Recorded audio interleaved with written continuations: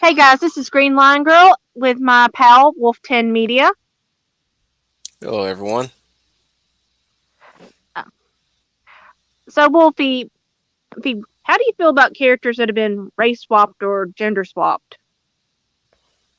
You used to call me on my cell phone back when you need my. No, nope. That's what I think when every time I see it. Nope. Keep it away. Keep it away. Now, Yeah, to me, specifically, I want to break it down real quick. Specifically, if it was race swap, see, I would have been okay with it if it was back in the '90s and the early aughts. Where they didn't really make it such a big deal. I like to reference Billy D. Williams playing as Harvey Dent in Batman, 89, I believe. 89, right? I think so. 1989. Yeah, yeah. A lot of people who haven't grown up on that movie like we did, did not know, may not know that Billy D. Williams, a black man, played Harvey Dent before Aaron Eckhart took the role in The Dark Knight. So we wasn't really doing a double take on that one back then. Or in the case of I believe Ben Urich from Daredevil, Mhm. who was white, a white investigative reporter, is now black in the show Daredevil. Again, wasn't really a big deal at that time, and he was still a great character. That's the big thing about it is that whether you decide to change the race or not, you have to write a good character behind it too. But you also don't need to politicize it as well. Even the Yeah. fact that if certain characters were gender swapped, like what's a good example of one that was gender swapped but it was okay at that time? eh, that's going to be the kicker. I'm Cuz saying there that was a lot that I'm saying there was a lot that happened way back then in the '90s and in the early aughts. But again, we never really do a double take of it. Hey Troy, hey Brian, I still miss you, Troy. yeah, we do. Wait, what about um oh no, would the Yellow Ranger count in Yeah, cause boy, as he was called in the original Sentai, was a male Yellow Ranger, whereas we had Trini in Power Rangers. Even though we wouldn't really call that a complete adaptation in the case of Sentai to American serialization, Uh-huh. but that I guess we can put that on the list. That for lack of a example, even say, I think I got one. I think I might have one. Book to adaptation, I believe. There was one character, Dizzy Flores, from Starship Troopers. Hmm. Dizzy was a man in the original Heinlein book, and he was only briefly mentioned by Johnny Rico because he only made fast friends with the character, but the character died, killed in action in the last fight that him and Rico was in. But Dizzy was a woman played by Dina Meyer in Starship Troopers proper, Oh. which also was adapted pretty well in the movie. She died killed in action, just like in the movie, or at least just like in the book. My wife is home. She brought me food. In case if you're hearing in the background, Okay. excuse me. Continue talking. Yeah, I gotta agree. It is politicized and even used as a marketing device or a gotcha moment, and particularly with the new Black Widow movie with Taskmaster. Okay, and you know, even then you actually see where it's a male stunt double the entire time, and then they just edited in a woman's face in the reveal.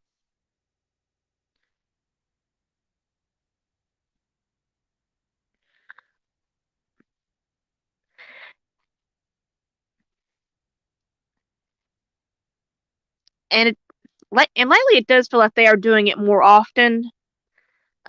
In the case of the new He-Man series that is coming out, or is it out yet?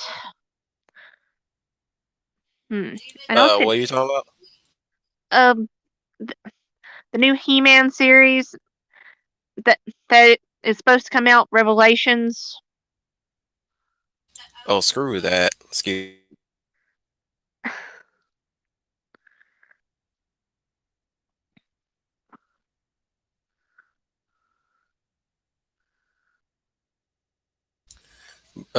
Troy brings up a Kingpin played by Michael Clark Duncan. What do you think about that one?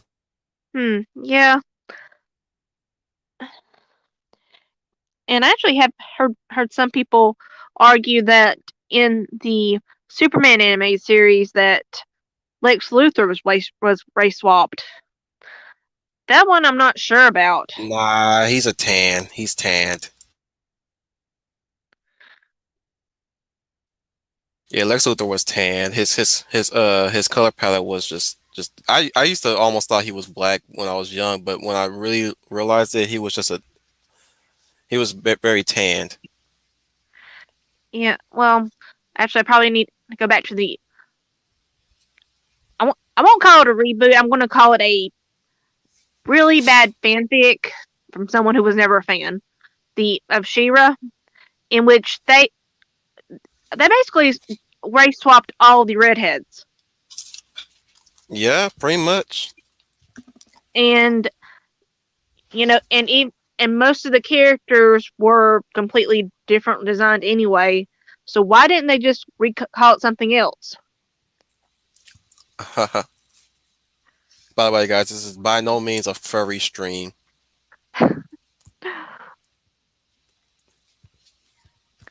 I'm not gonna see that show anyway. So, as good as it looks what excuse me, it looks way better than the new rough show that came out recently that finally ended. But I'm not gonna watch it. I'd rather watch the 2002 He-Man show. Yeah. Now, one of the producers on that show, the Revelations, came out and said, well, the reason they race swapped some characters, particularly King Grayskull in the comics, Mm. was because they wanted less blonde white dudes. So instead of creating new characters, well, and oh, the reason behind that is really, really, I don't know. It is th- they said that audiences cannot will not accept new characters, so we're just going to race swap established characters, even when it doesn't make sense. Because in this case, King Grayskull is actually the ancestor of Prince Adam, aka He-Man.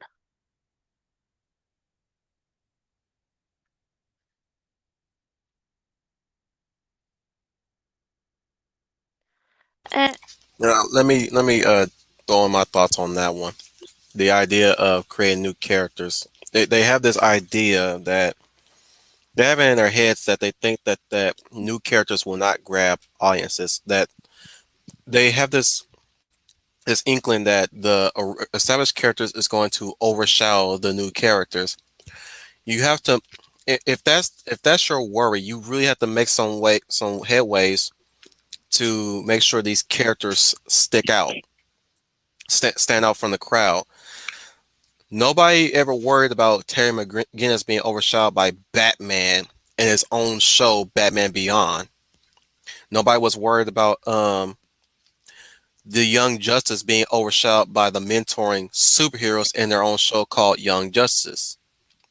Nobody was yeah, worried about any oh, what's another example of new characters introduced in an established series that didn't get overshadowed by what came before? What was another one? Mm, Have you seen trying- Have you seen anything? Uh, would you count Heck, Ghostbusters, the Extreme Legend of Korra. Ghostbusters? That too. That one too. And Legend of Korra. Even though Legend of Korra had mixed reception, like Korra was still the main character, and Avatar Aang never overshadowed her. Yes, they reference Avatar Aang. They even have a monument of him, but never once does he ever overshadows Korra because we're still following Korra as the main character. Now, Extreme Ghostbusters is the passing of the torch type of storytelling. Same thing with Beyond and who else did yeah, Young Justice. Well, Young Justice is mostly the kids are growing up type of storyline. In the case of Ghostbusters, Extreme Ghostbusters, the that was like the passing of the torch narrative that the '90s used to tell a lot. You know, what could possibly be another way to reintroduce old IPs into the landscape of that time, which is you tell them as the new mentors to a new character. Same thing with the in video games, Devil May Cry.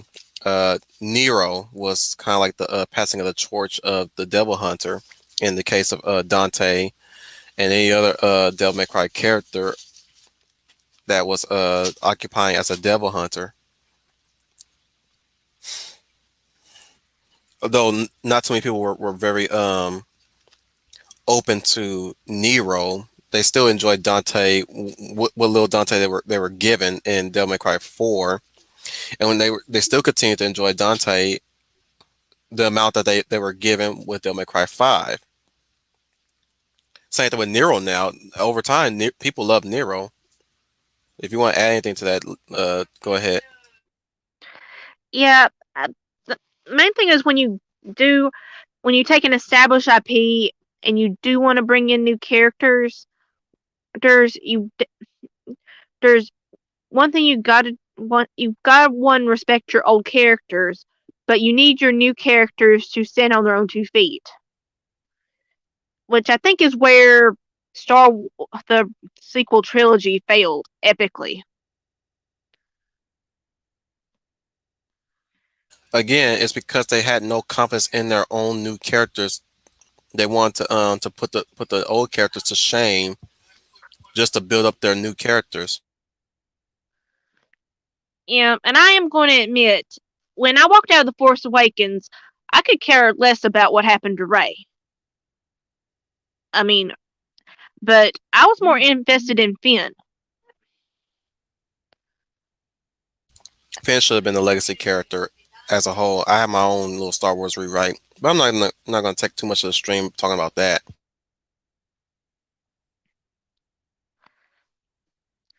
Um,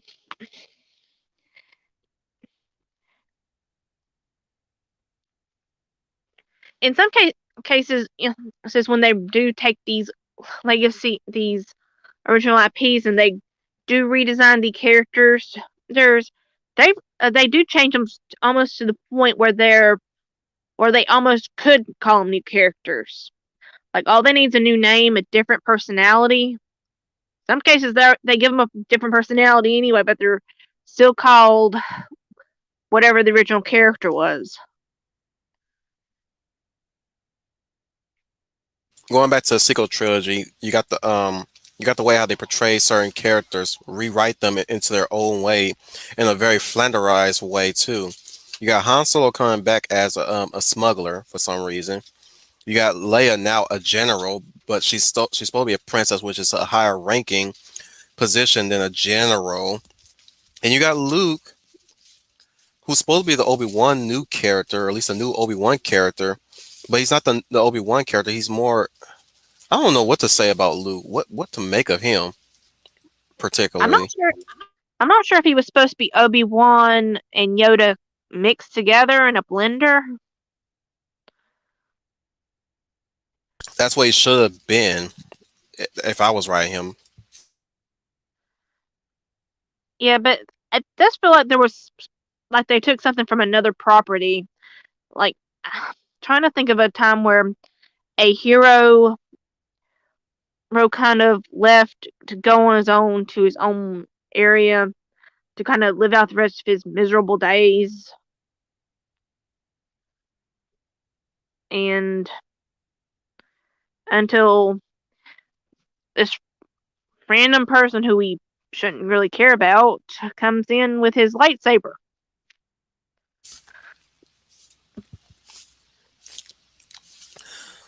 Now, you bring up designs too. Let's get that across the board. The Yeah. characters should, in the case of the sequel trilogy of all the characters, they should look like what the characters of Avatar will look like once the finale wraps up after the war has been finished and the Fire Lord was defeated. Leia should be in such a garb that really shows off her age, not a regression of what age or what they think an older Leia should look like. Much less a general if they wanted to make her a general. Luke looks like a hobo at least until we first see him in his Jedi robes, which makes him look very regal. But they substitute that with a hobo garb. Han looks like he's wearing his old clothes, and he's like reliving his glory days as a smuggler, like he's trying to get back some glory days. Han should be looking like he should be the general. He's literally General Solo. Once Yeah. we get to Return of the Jedi, or at least Commander Solo, and at that point he should be General Solo. But I don't know. We can go on and on about what designs don't work for us. Especially, we can also recap on old stuff. But let's get into what what an artist should consider when designing a character, or what writer should go into when designing a character, uh, literary wise. Okay. I think we talked about doing the visuals first. Um. Hmm. Okay. I think the main first thing you need to consider is the world that your character is going to live in. Right. I mean, would it make sense for your character if they live in an underwater world to have feathers?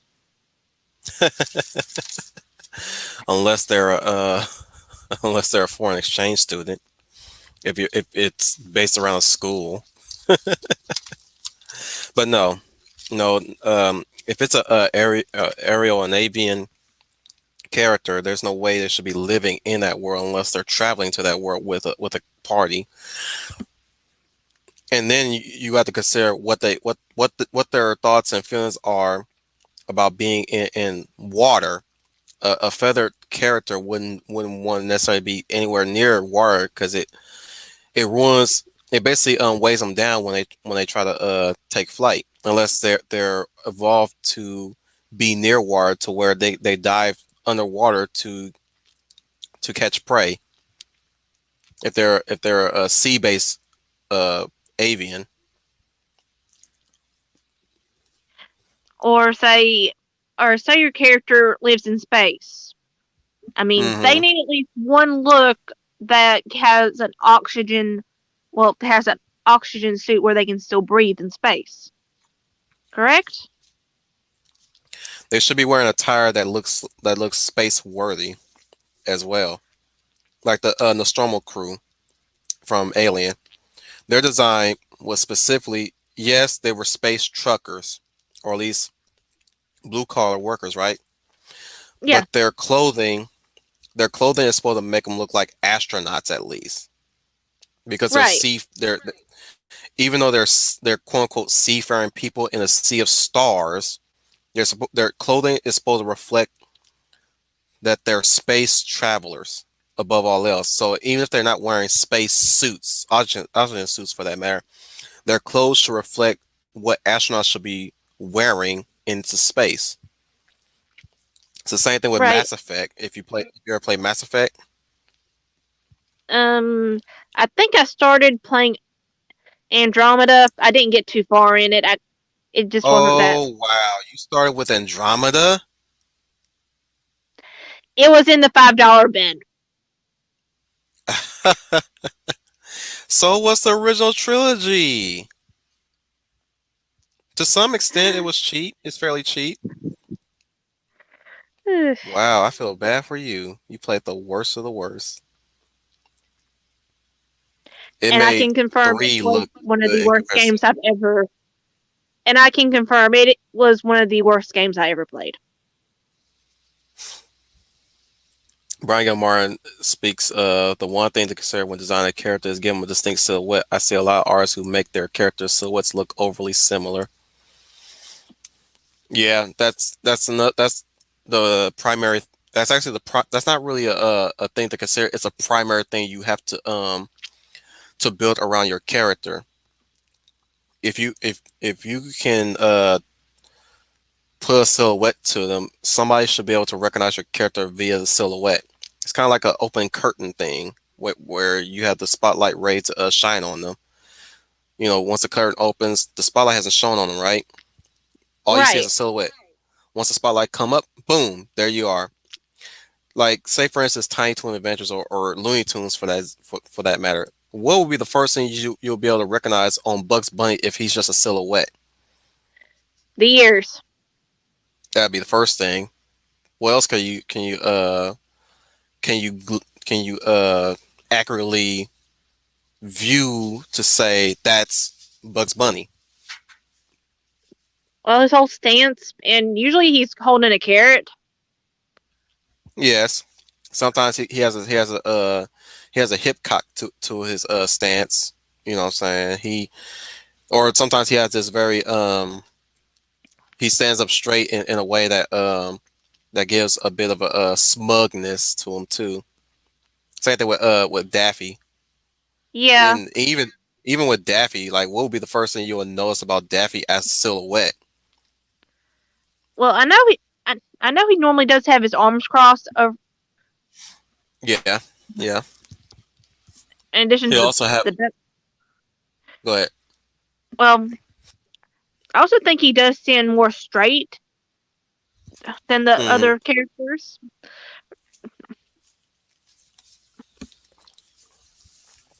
As a He also has a bill that yeah. that you can spot. Well, I wasn't Same thing going to with be Wally that obvious. Coyote.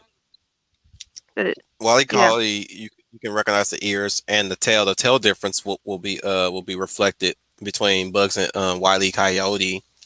Taz. Now Well, as well as the Taz is an nose. interesting. Hmm? Well, I I think what stands out with me about Wile E. Coyote is the whole nose and muzzle Yeah. because no other character has that in Looney Tunes. Pepe Le Pew, you have the tail. Easy. Yeah, that and he's normally holding a rose. I just say the primary thing is always the tail. Like the moment you see his Yeah. tail, it's easy to spot. Speedy is the sombrero. Yeah, and Same thing with Porky. Yosemite Sam with his cowboy hat. Well, Porky obviously he has the small ears. He normally has the curly tail. Hold Now that on. you bring now that you're bringing them up, here's one thing. Here's one thing that makes Taz and Porky interesting, and this is another thing that you have to that's a primary to character design shapes. You can take basic shapes and put them into the character like squares, circles, triangles. Taz is you can kind of you can kind of give him a rectangle or maybe a circle. Porky definitely all circles. Yeah. Oh, and Um, hi Nadanui. yo, what's up? We promise this is not a furry stream. No way, no way. Tweety circles, definitely circles. Roadrunner at the base of his body, you can actually fit a triangle there. Mhm. Same thing with Bugs. Bugs' body can make up a triangle. and maybe a square for the pelvic area Uh-huh. if bones are to be considered. So we have that. Uh, what about anime characters? Hmm. I actually do remember in Sailor Moon, the Promise of the Rose intro. Um, I don't know if you watched that movie or not. The ones that's on Netflix right now. Oh no, it's a different one. It's an older one. Uh, Okay. but in that intro, you have Serena introducing all the Sailor Scouts, and after she talks about what they are, she tells them, she says their name, and they're all well, they all have the same pose, but Hmm. each of them obviously do have their differences. Well, now obviously she has her pink tails and tails, and well, let's see, Amy, she has the cute little bob. Hmm. Lita, obviously she has that ponytail, Hmm. and then you have Mars and Venus. You know, now obviously they have very similar hairstyles. But what set them apart? Venus has the bow. Yes, but what sets each and every one of them apart? You mentioned the poses. Oh, oh.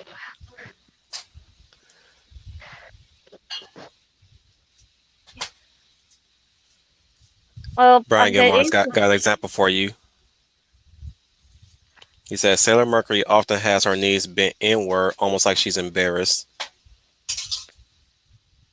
true.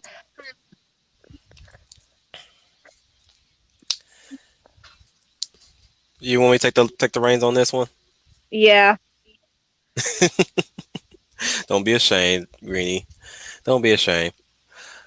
Okay, so here's what sets them apart, each and every one of the Sailor Scouts. I want to focus on Mars and Venus. That now that you mentioned that they have the same hairstyle, right?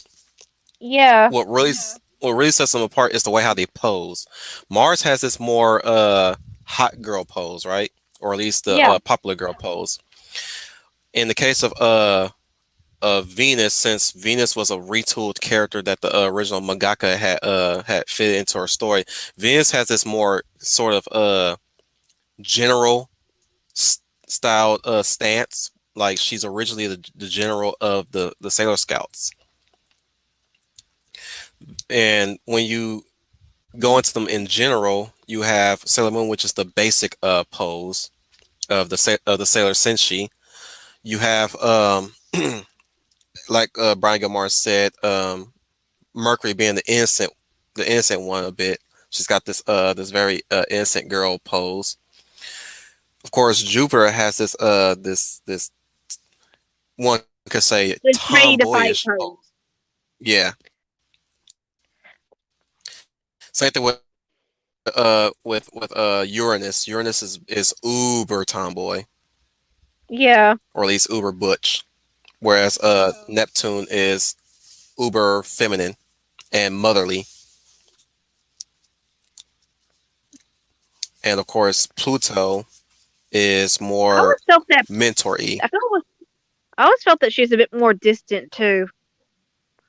Yeah, motherly, mentor-y, and very well reserved. Saturn, I can't really pinpoint at the moment because the few times I've seen her, when I do get to see her or any pictures of her, just considering that she's the destroyer of all the universe, if I recall. Yeah. You would not find no sorts of people really going off on Saturn being, yeah, you do not want to mess with her. You really do not. Even though when you see Saturn, she's like this very innocent looking childlike character. And of course, you have Chibiusa or Mini Moon if you're American. She has Yeah. the typical anime child pose.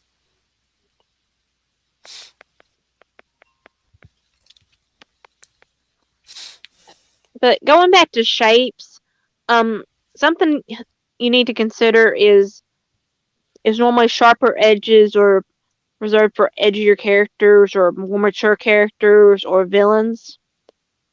And this is something that actually does cross over in real life too. Hmm. All right, I'm going to use the Joker as an example. He has a lot of hard edges in his design, whereas Definitely. most clowns will have the softer edges, like circles. Do you know why? Go ahead. Enlighten me.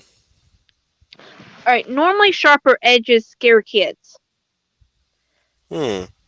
Yeah. Now, oddly enough, um, have you ever heard of Pogo the Clown? Name rings a bell, but I've never seen a visual. Okay.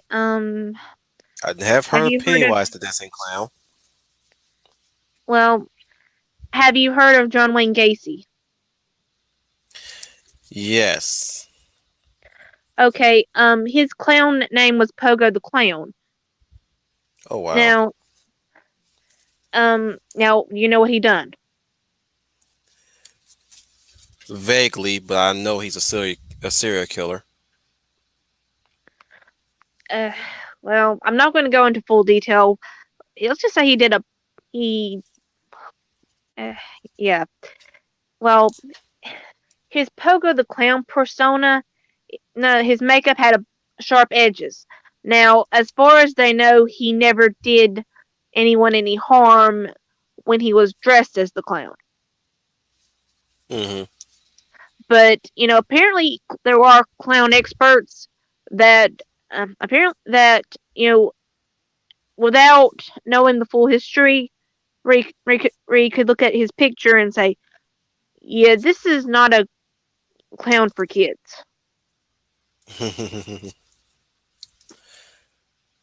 I'm just chuckling.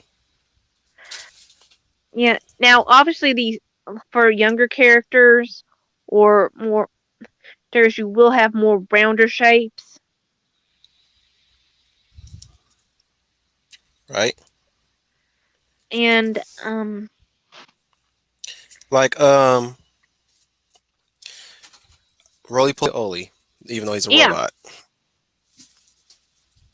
Round shapes is mostly wholesome shapes. Really, when you yeah, really narrow it down, some characters that have round shapes tend to be wholesome, unless you're Stromboli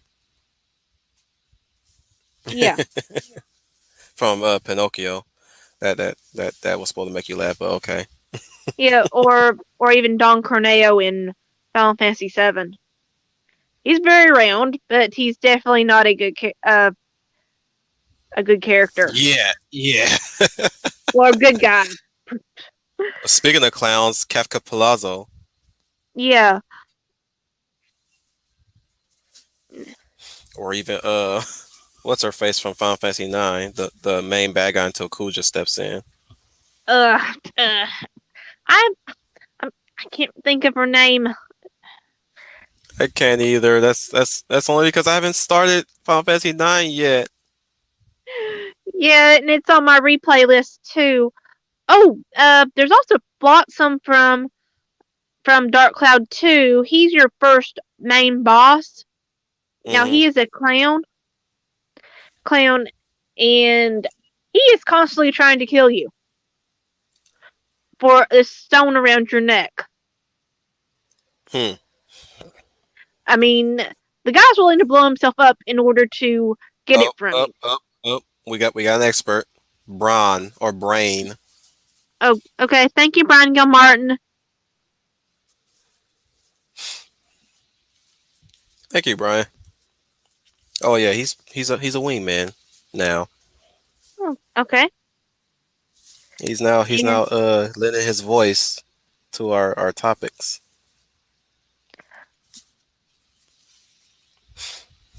But yeah, so anything you want to ask me in particular of what I do to put character creation into mine? sure. Anything particular do you look at or thing you think about? I start with a mission, specifically, maybe one or two missions when I go into the design.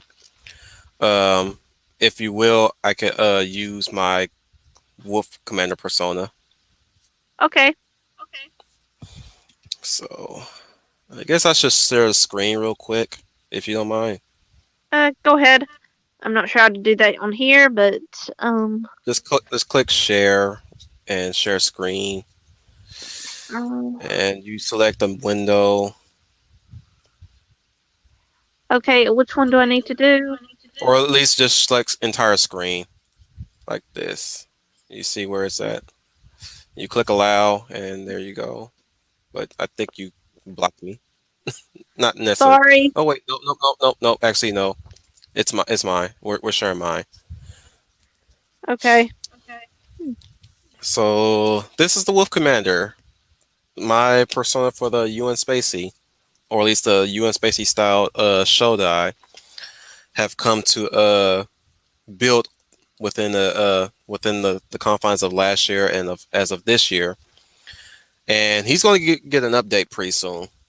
But so far, his design is specifically Robotech based. It's his fighter suit is based around Robotech, a more superhero styled version of it, kind of like a Sentai style Robotech flight suit. He does have a Veritech too, so Veritech being the Valkyries, those jet planes that transform into giant to big fighting robots. Why is he a furry? You might wonder. He's technically a werewolf. Story wise, he's not really bitten by a werewolf. He's born one, but his form doesn't manifest until sometime later in the story. Story wise, I'm actually going to be doing like quick comics about this. I'm calling quick comics, but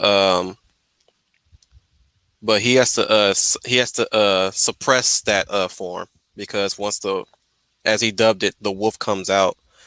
The the line between friend and foe is completely blurred, kind of like a Jekyll and Hyde Incredible Hulk situation there. Hmm. So he's so how does he shape up into this world where there's superheroes, uh Guyvers in the case of Owen, or even magical girls, or in your case a Voltron paladin. He actively he actively depowers himself just to keep the wolf in check. So that suit is also an inhibitor that suppresses his wolf form.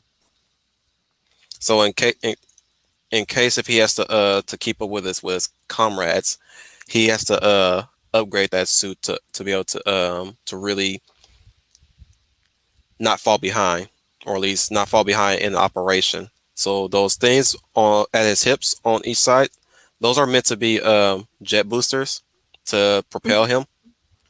He can use assortment of weapons. He's hand to hand and firearms combatant. And when he needs to take on a big situation, he uses Veritech. But that's not his true strength. His true strength is the Wolf Fleet and his squad mates. But that's about it. As far as like coloring concerned, I just went with the usual gray and white and make him gray wolf ish, and basically just keep the suit as accurate as I can. But there again, like I said, there will be more added stuff. Same thing with the UN Spacey Wolf Squad. They'll be receiving some updates. Yeah. Okay. You want to talk Oh. about yours now? Well, I don't really have that much. I just Oh oddly wait, enough, I didn't explain the mission, did I? Of me designing the yeah. characters. So the mission with the Wolf Commander's design is he has to stand like a leader. So if he's a leader character, I have to give him this leader stance. So that stance I gave him was more of a kind of like a confident stance. The smile is a confidence. There's a lot of honor going into him, so you can kind of tell he up lives he lives by his own codes, and he stays consistent with his own codes. Morality definitely is a play into it. He doesn't have mixed morality. And I mean, what did you glean from his design when you first looked at it completely?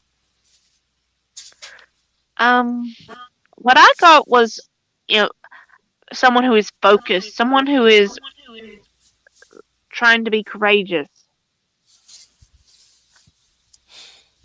and Nothing else? possibly even conflicted. Hmm. Conflicted, you say? Yeah, Nice. part of it does have to So do with the color scheme, though, because of the black and white. hmm You know, they are on opposite sides of the color spectrum. I mean, now, and now, admittedly, that can be used in multiple ways. Um, ways, but with the black and white, it did seem more conflicted to me. Um, mm, now you can turn around and you can use it to maybe make the character physically painful to look at. Like that was the believe it or not the reason Freddy Krueger has a red and green sweater is not because he loves Christmas. It's because the red and green is supposed to make him give you a headache to look at. hmm hmm Oh, definitely. That I can see that. So that's what you glean from that. Yeah. How far am I off? Well, that depends. As I was explaining, did it really confirm what you were saying? What you got from that design? Did most of it confirms it? Yeah. Well, there's your answer. It's pretty spot on. But like I said, the updates will come. I'm pretty sure it's not going to change your stance, or maybe it might add to your stance already when I do bring out the updates. I got a lot of work to do with the UN Spacey, and I still got to add one more Trooper FN 2525. He's the sixth Ranger. Oh. Uh, Pretty sure you've seen the Guyver Patriot, haven't you? No, I've not seen it yet. That would be Owen Lister's avatar. If you've seen the Guyver, then you should know what the Guyver looks like, right? Have you heard of Guyver? Uh, mm, You can say no. You can say no. no, the There's only a Guyver I've heard of was MacGyver, and only know about him from MythBusters. nah, nah. Every time I see MacGyver, I think of Guyver too, or at least like just basically Guyver. I'm like oh, that's MacGyver. Okay, I know who the character is, but like it's always a name that draws your mind to something else that you're familiar with. But his character is the Guyver, but painted in red, white, and blue, American colors, because Owen himself is very patriotic, which is a good thing. There's nothing wrong with being patriotic. Everybody else is allowed to be patriotic elsewhere in their country, right? Yeah. So so when I went into designing his avatar, it's basically just a Guyver armor, but painted like Captain America in a way. It's basically Captain America if he was wearing a Guyver suit. You probably have to go to MeWe to really find my stuff Yeah. to really see it. Or you can probably actually, you know what? I think the Professor Geek has already locked down the He group, has. so you won't be able to see it because I did post the UN Spacey on there too. But yeah, you have to go to MeWe and look on my profile page to find all the rest of the UN Spacey. But I was just using those two as an example of how I go into design. Yeah, Owen was pretty simple. Leia's design was also kind of simple. Again, gleaming from her personality and what she likes, I gave her a bit of more of a you probably would see it in the latest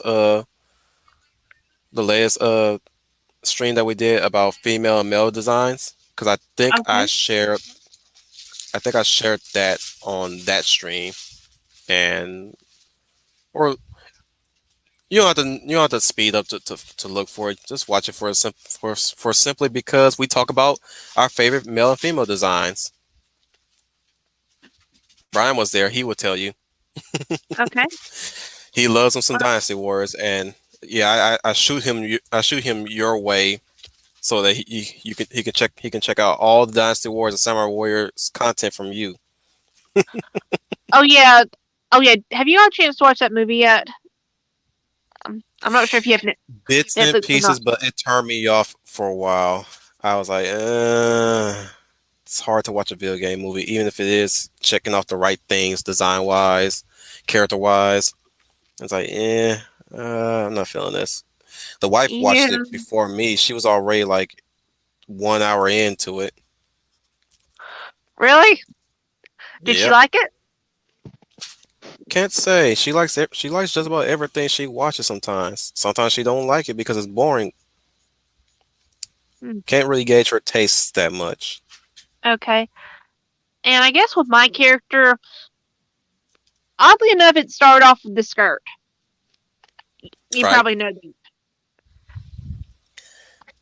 Like I found this like at work, someone had returned this really cool looking camouflage skirt, Right. and well, obviously I asked you a couple weeks ago, what what kind of camo? Go pink, green, or purple, and you went with purple. Yeah. Well, purple itself is a color of mystery. What or can be used as a color of mystery. It is a cooler color, which means it is more relaxing to look at. Oh, before you continue, let me also add. Yeah, we're definitely gonna get into color scheme. We'll be talking about that. This you want to call this an artist stream? Might as well. Um, although I do Right up want to my talk alley.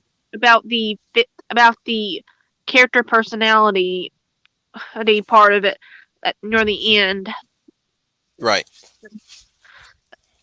But yeah, and well, you can't really go wrong pairing a black or a gray top with anything. I mean, you do have to be careful with black because it can make your character look too small or too skinny. But the Hmm. color itself also does lend itself to mystery. Now, You want to I share a mean, screen and show off your character? nah, uh, but um, also choosing a fox. Foxes themselves in Japan they are kind of mystical beings. Right. Kitsune. Yeah, and even in European tales, they are mischievous. Yes, and they can be villains as well. Yep. Yes. Lots of stories behind those. And I did kind of want to go into that mystery idea with her eyes because I'm not sure if you can tell, but they are purple as well to kind of match the skirt. And violet eyes are extremely rare, even Hmm. in humans. And yeah, I did give her a kind of a reddish brown bob. At least I think that's a bob. Well, you tell me. What do you think that hairstyle is? I think I wanted to go with something very simple but very functional. I wanted to keep it feminine. Of course. I'm pretty well. You let's just say you did succeed in that. I mean, the wolf notices some things very feminine about her. Okay. And obviously, I did give her some black boots that go up to her knee. Knee high boots. Yeah. Now, those, it is a bit for sex appeal, as well as, as well as a bold fashion choice. These boots made for walking, and that's what they will do. One of these days, these boots are gonna walk all over you. And actually, I can see her having that kind of attitude. Like she can use her, like she can, like Black Widow, she can use her looks to kind of manipulate men into kind of helping Yeah, her, or even yeah. lesbians if the need be. Well, that's the next question I would like to ask. What's the story behind her? Well, Oh, you didn't think of one, did you? well, not much. I originally saw her as kind of a bit of a trickster, as in she could play both sides. Like if Oh, you she have has the no money, loyalty. like if you like her loyalty to you is only as good as how it benefits her. Like Oh, like as long as you have the money or the power, she is your best friend. As soon as that goes away, she's done with you until you get something else. gold digger. No, I'm kidding. And even if you think she's on your side, she might not be. There's a name for that. Not necessarily the femme fatale. Specifically, there's a name for that too. There's another name for a type of female character like that. That her loyalty is bought off, not really earned through other means, the usual means. Mercenary, maybe. Is she a mercenary? She can be when she wants to.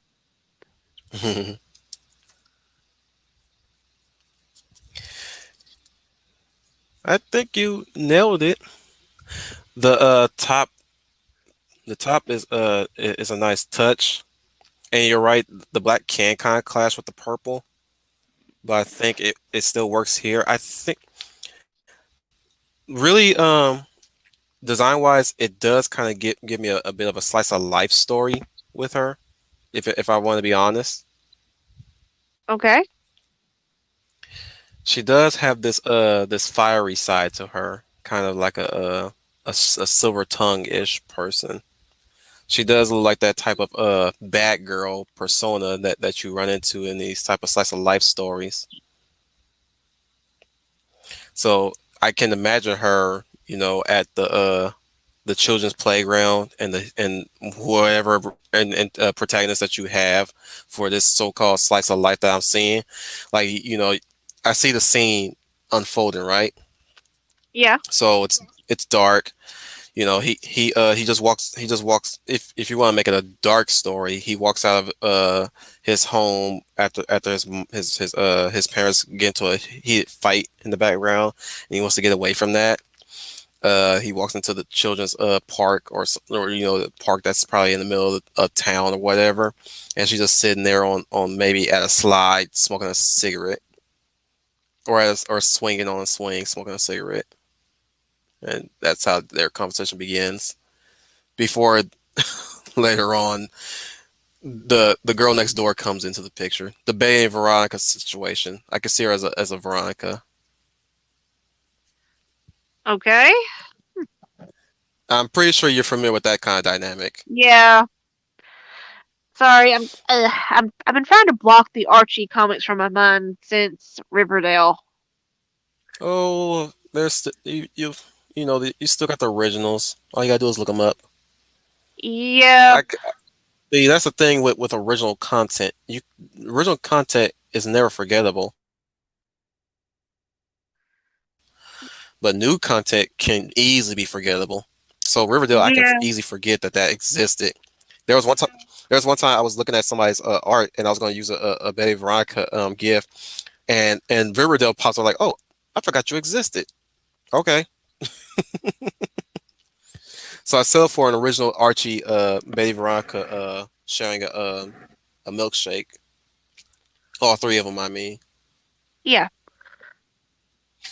So like I said, the originals you can never forget them because of course in the case of Archie they have unique designs that who could forget Jughead's design in Archie Yeah. proper versus Jughead from Riverdale. Like I forgot he even existed too. I was like, oh, this thing still exists. The only thing I can remember is that the actors and actresses exist, but not the characters, and that's the problem with the Yeah. CW itself. And I do actually recommend you stay away from the Life with Archie series. Is that a cartoon or the live action? It was actually, well, it wasn't this. I want to call it a comic book, but it wasn't really a comic book. It was the size of a Oh, magazine. okay. Yeah, I think I know what you're talking about. The one with the okay art, the one that makes them look like hipsters, Well, right? I was actually talking Those. about the story where, all right, half of the book is if Archie married Veronica, the other half is if he married Betty. Yeah, is was a written good at least? Uh, Yes and no, I maybe. let's just say the writing was on pace with Riverdale. Ooh, okay. Yeah, it did not. Lots. Yeah, it did not give Kevin Keller a really well. It didn't do him any favors. Mm, I see. Because yeah, one thing that happened in that with him specifically was he ran on the ran for office on the platform of gay rights. Say no more. I don't want to hear no more. Yeah. Okay. Uh, Soon as I hear that, soon as I hear rights for anything that's technically still a human right, Yeah. like you're a human being and you're fighting for a specific, like no, you're just fighting for selfish rights. That's what I'm calling them now from now on. So when anybody talking about this specific right or this specific right, I'm like, oh, you're advocating for selfish rights. You're basically advocating based around self. This is something you and like-minded other people like you want you want your narcissism unchallenged, basically. Well, now I will give him one thing because when he decided to do it is right after his husband had been shot. Oh wow. Yeah. So he went from being a soldier and husband to this doctor who was having some trouble getting patients. You can kind of Why would think you have trouble getting patience?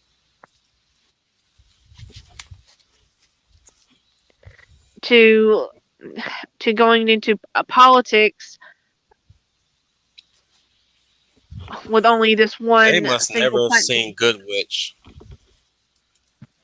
There's no way a Yeah. doctor would have trouble getting patients. You like the first name in your occupation is doctor. Obviously, Well, people, they if you're a town doctor, people will definitely be coming to see you, unless he's a failed doctor. they also made it about him being the reason they weren't coming to him was he was gay. That's stupid. Yeah. And of course, they That's did pick no, an that's really older really character stupid. to do it, to say, actually come out and say it. Yeah, that's really really stupid. No, like no matter what orientation you are, they are gonna come to you either way, and even then,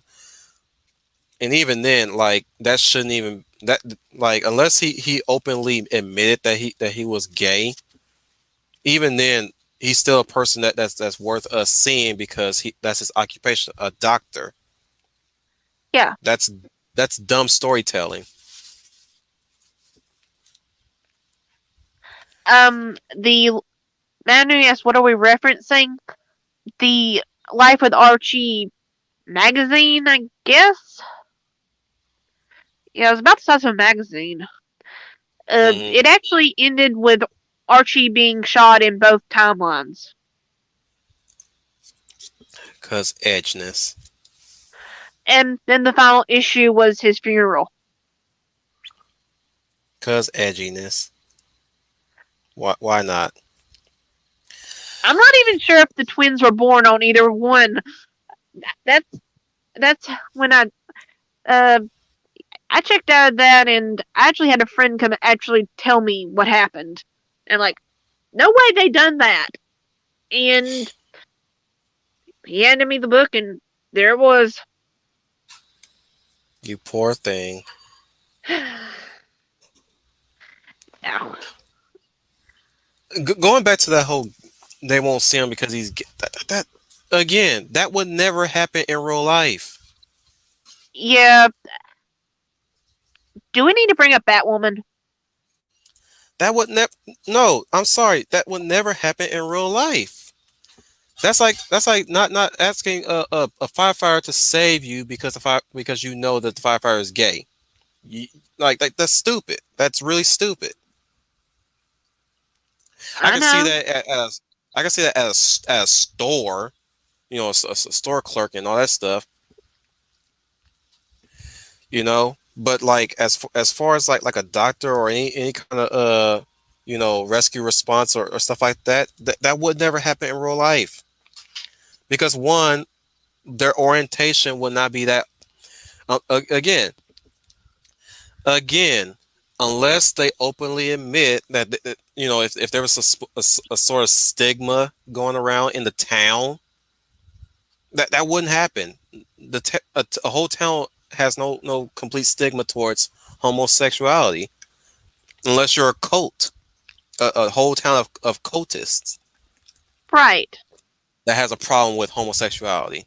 But as far as like you know conservative Christians and Christians of any kind, you know, the, 9 times out of 10 there are more people that are very open about homosexuality, you know, being around homosexuals alike than there are that are closed minded and don't want to be anywhere near them. You'll get few of those. But to say that he's homosexual and he's a doctor and he wouldn't get no patients because he's homosexual, that's just ludicrous. Yeah. And as someone who has Even worked with, Archie would visit him. I'm sorry, Archie would visit him yeah, if he needed a doctor. at the very least. But, you know, as someone who has worked with gays and lesbians as well as straight people, I'm going to say, you they come in lazy, adequate, and All forms of working hardworking, partners. and it's not, and it doesn't go to just one group. That goes over everybody. That's a universal thing. Yeah, That is a universal. I'm like that. That's a manufactured conflict that they never ever gonna fix. That they didn't. That they refuse to fix because of grievance culture. yeah. And I actually did ask someone, look, is it okay if I'm around you? And I said, look, as long as you do your job and job, I have no problem with you. Look, my motto is, especially this is my motto in the workplace. I just need you to work and work with me. If you're not doing your job, then we have a problem. If you're just sitting around on your phone while we still got lots of work to do, then we have a problem. It ain't got nothing to do with you being black, white, straight, whatever. Yeah, If you are sitting around playing on your phone when we got so much stuff to do in the workplace, you and I have a problem. And don't be surprised if the boss come breathing down your neck about it too. yeah, or worse. Uh, I, I, Termination. I actually did have a coworker earlier this year. Not only was she flirting on the job, she actually gave a guy a hug and kiss, a guy that was 10 years older than she was. And management just happened to come around, and I'll let you figure out what happened.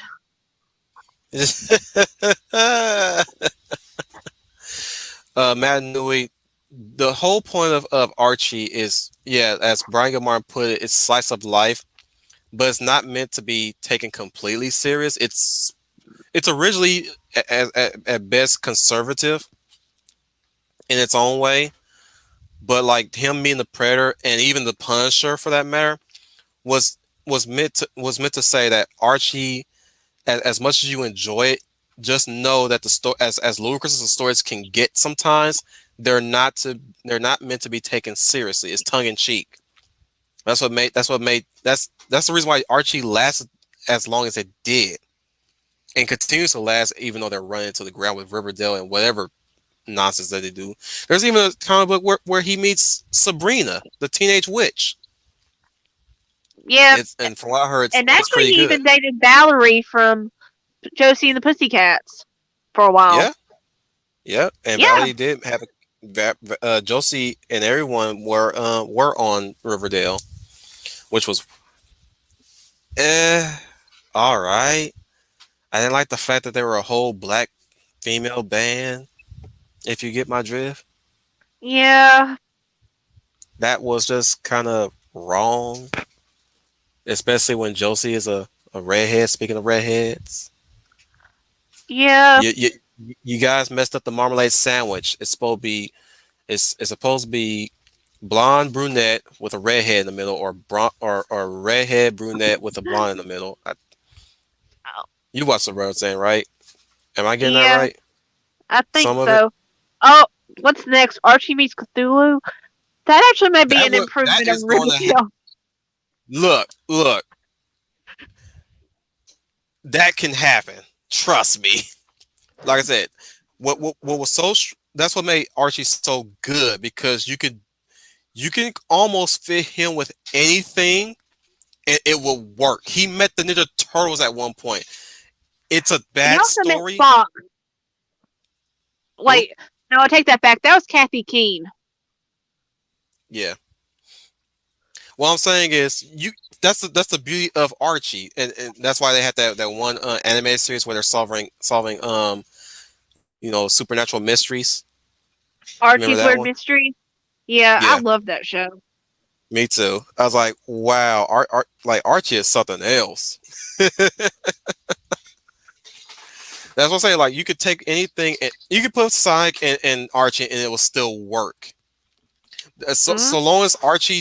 So long as you don't have to change Archie to fit the story that you're doing. That's the reason why Punisher meets Archie works so well because Punisher was like Punisher, the Punisher, Yeah. but Archie was the antithesis of the Punisher, which is why it worked.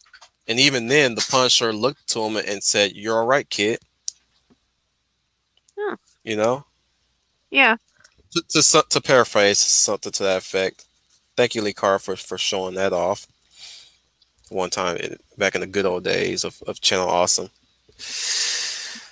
But yeah, we went on a tangent with Archie, didn't we? We did. So you want to talk about color theory now? Yeah, yeah. Um, I'll give you guys the basics of color theory. Um, you mentioned warm and cool colors, so I definitely will have to. You want me to take the reins on that one? if you, well, it depends. You want to talk about warm or you want to talk about cool or neutral? Let's talk about them all together. So let's start with warm. Warm is orange, red, yellow. Those are the basic ones. Orange, red, yellow. Cool, blue, green, uh, purple, as you said earlier.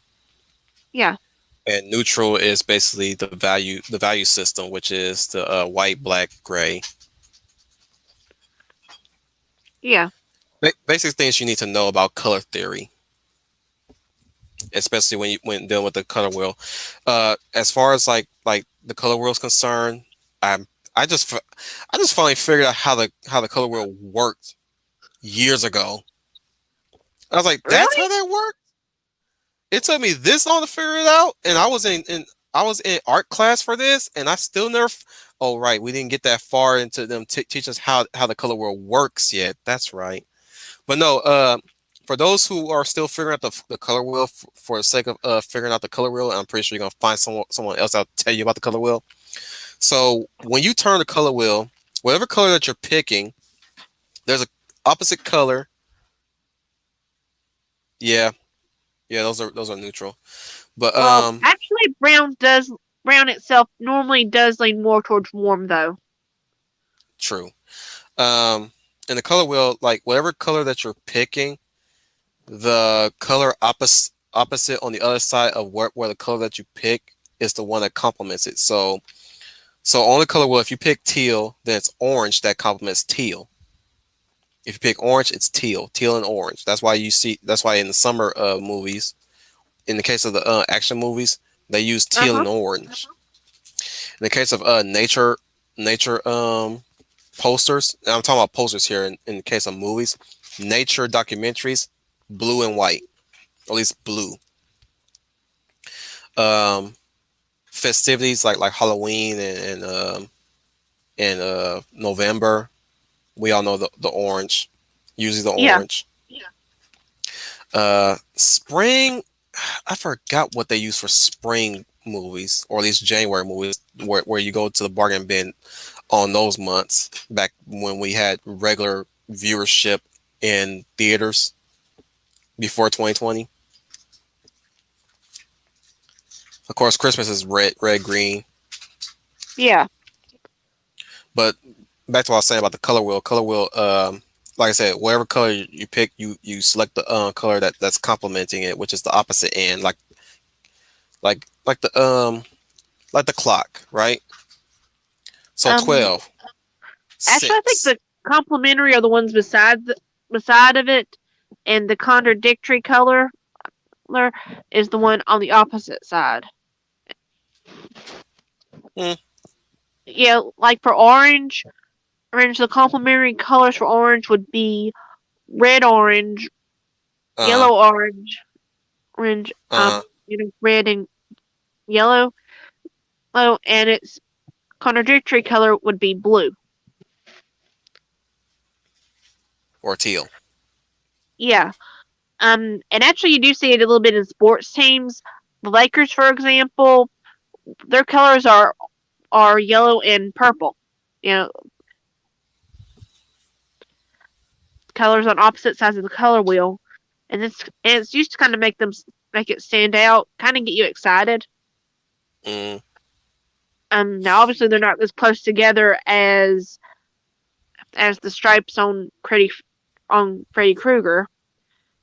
right. For I mean, you have one that's a base color, like usually the yellow, or the purple, and then the opposite color is for the details,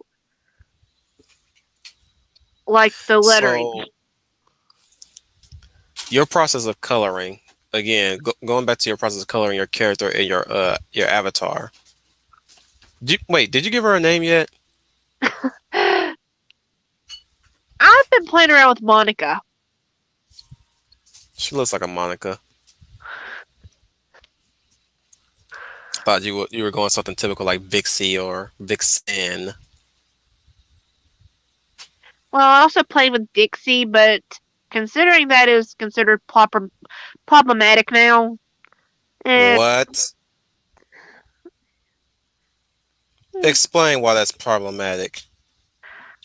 well, you know about the American Civil War and how the South, like how the tune Dixie is played in the South, and how they had to remove it from the Dixie Classic Fair to turn into the.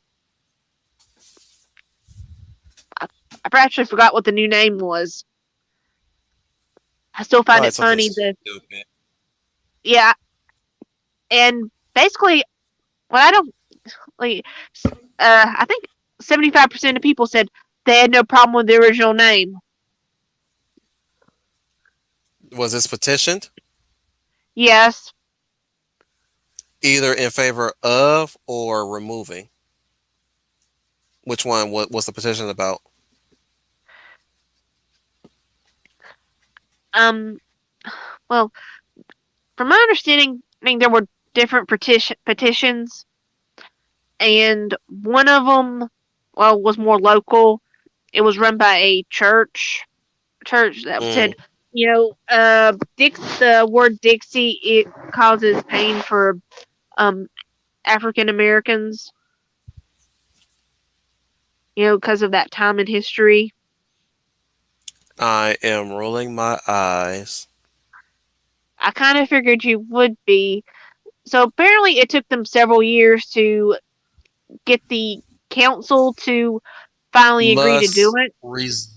Must resist rant. Yeah, and um, so Let yeah, me guess. It's a coalition of white people who think that black folk are children to be coddled. actually, well, the council was mostly white. the The church that brought it up was primarily black, from what I saw. Oh. So it's a bunch of sissy black folk then. Yeah. Now, oddly enough, we there were several people both that were that looked black that were coming out and saying, "Look, there Look we have no or are problem with black. this name." Well, I want to say they were black, and there was actually one that ran a counter petition that said, "Keep the name." Yeah, I would be on it right now and say keep that name. I would be out there protesting to keep that name.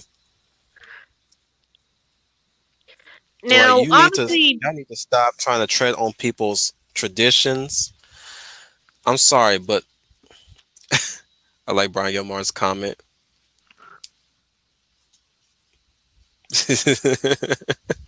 Wolfie be like, urge to kill rising. yeah. Yeah, Now I still find it ironic that the first year this new name was supposed to come into use.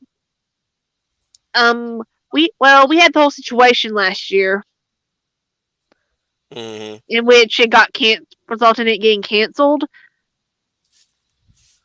Oh wow. Yeah. So So was in the it back of my really mind, I'm worth like, it? I don't know.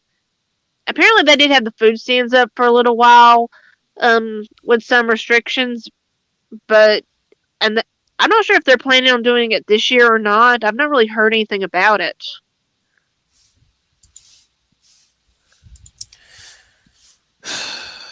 Do you ever feel like we're living in a world that's like a room with a lot of baby-proof safety material around us? Yeah. Now, the other thing that annoyed me about that was I actually did go to school with a girl named Dixie. Yeah, so why don't you explain to us why you think her name sounds bad? Because that's what she's gonna be living with for the rest of her life right now. Yeah. Now, admittedly, it's been a while since I've seen her, but you know, And the tune. Well, actually, when people brought up the Civil War, I actually pointed out that Abraham Lincoln was quoted like right after the treaty was signed. He actually a a band to play Dixie because he always thought the tune was beautiful. Probably not gonna hear its original ever again, guys. If you guys got a copy of the original, you better preserve it. But yeah, going back to color theory. Now obviously, the warm colors are they're more the colors that get you energized. Hmm. I mean, obviously red like fire, yellow more like lightning, sunny and bright. Orange, well, you got oranges, but you also have that energy in it. Also, a little fun fact: the color if your kitchen is colored yellow or your restaurant is painted yellow on the inside, Hmm. it will make you hungrier. Yeah, colors can uh, colors can have some weird effects on you as well. Now, red you also can associate with love. Hmm. I actually also associate with courage too, but I also did read the Red Badge of Courage in middle school, so If you really want to get adult, sensual too. yeah.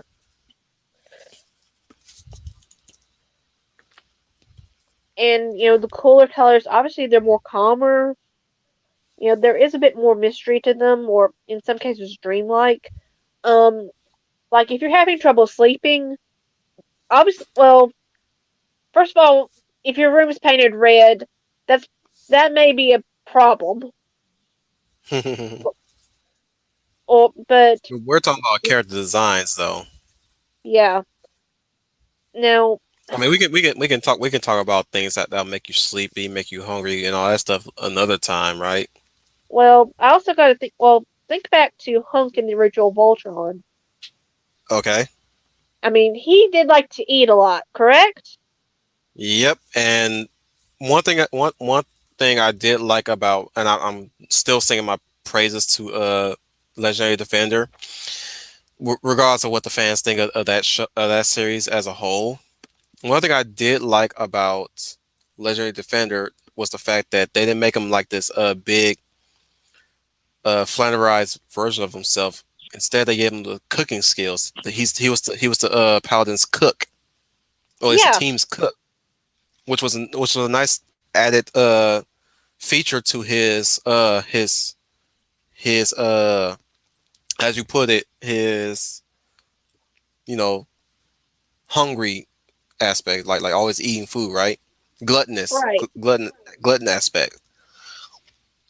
So I like that they gave that a bit. They didn't take that away. They added something to that. Yeah. Now, let's see. With cooler colors, you're more relaxed. Um, Normally blue and purple are the best colors to have a bedroom because you know, the, they're they are cool. That should help you sleep better. Green is actually supposed to be the best color for studying. Hmm. As weird as that sounds. Yeah, I drew a pause on that one. Studying, you say? Yeah,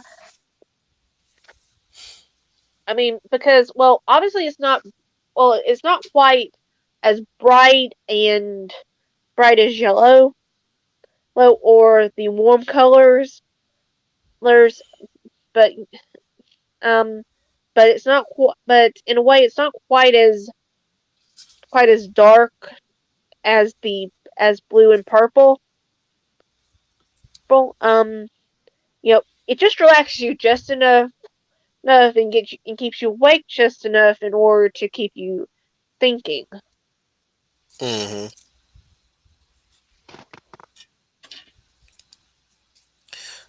Uh, yeah, I was looking at Brian's comment there. He says white can show that a character is pure of heart, or perhaps is very religious. Matt Nui bringing up Bionicle, saying most of the air controlling characters in Bionicle tend to be green. Saying it with the whites being snow and ice, the blues are water, red is Hmm. fire, brown is ground or stone or earth. Um, no. Um, of course, the one in his avatar, I think that's a Matt Nui can correct me, but I think that's a total of light, and he's yellow. Oh, yeah, he's also right. Red can be a character that is hot-blooded or action-minded. Remember Ryo from Ronin Warriors? Yep. Obviously, he's very hot-headed at times, And despite and being a leader, yeah, and he does, you know, and whereas Blue is very peace-minded or cool-headed. I think we do see Sage, that in not Sage, but Sai, Sai. Sai and I think Rowan a little bit. hmm Um, Lionel comes into mind, but that's mostly to do with him being a redhead, and redheads are all about fiery temper and go getter attitude. Yeah, Despite his backstory being that he was in stasis for the majority of the trip to Third Earth with most of the Thundercats. Yeah, yeah. yeah, yeah. Anyways, I was what I I was gonna will say say that was part of Rhino's design was also to be a bit of a conflict too, red. because he Well, it's red and blue Oni in yeah his case. But what I was going to say was that his stasis malfunctioned during the trip to Third Earth, which hastened his aging. yeah Whereas everybody else is basically the same because the stasis pod was working just fine. Whereas his age hastened, and his body aged, but not his mind. So it gives the credence to his fieriness too, but because of youth yeah. and abrasiveness. He's got a bit of abrasiveness to him. Hmm.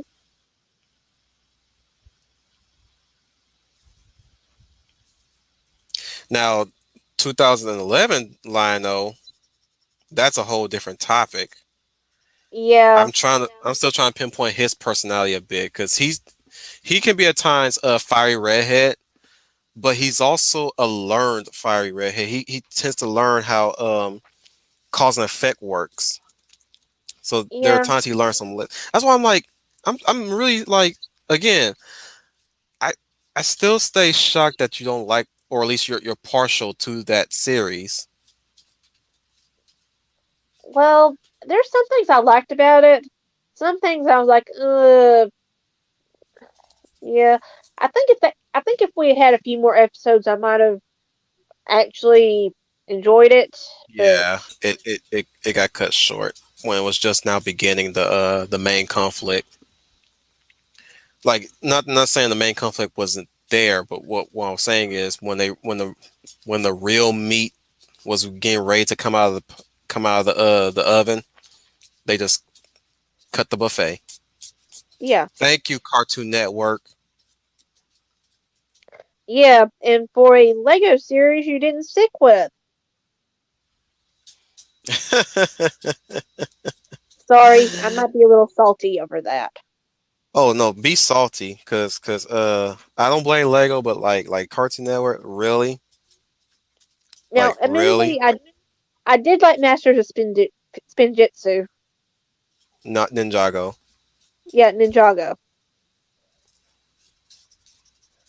Hmm. Before it really started to get crazy.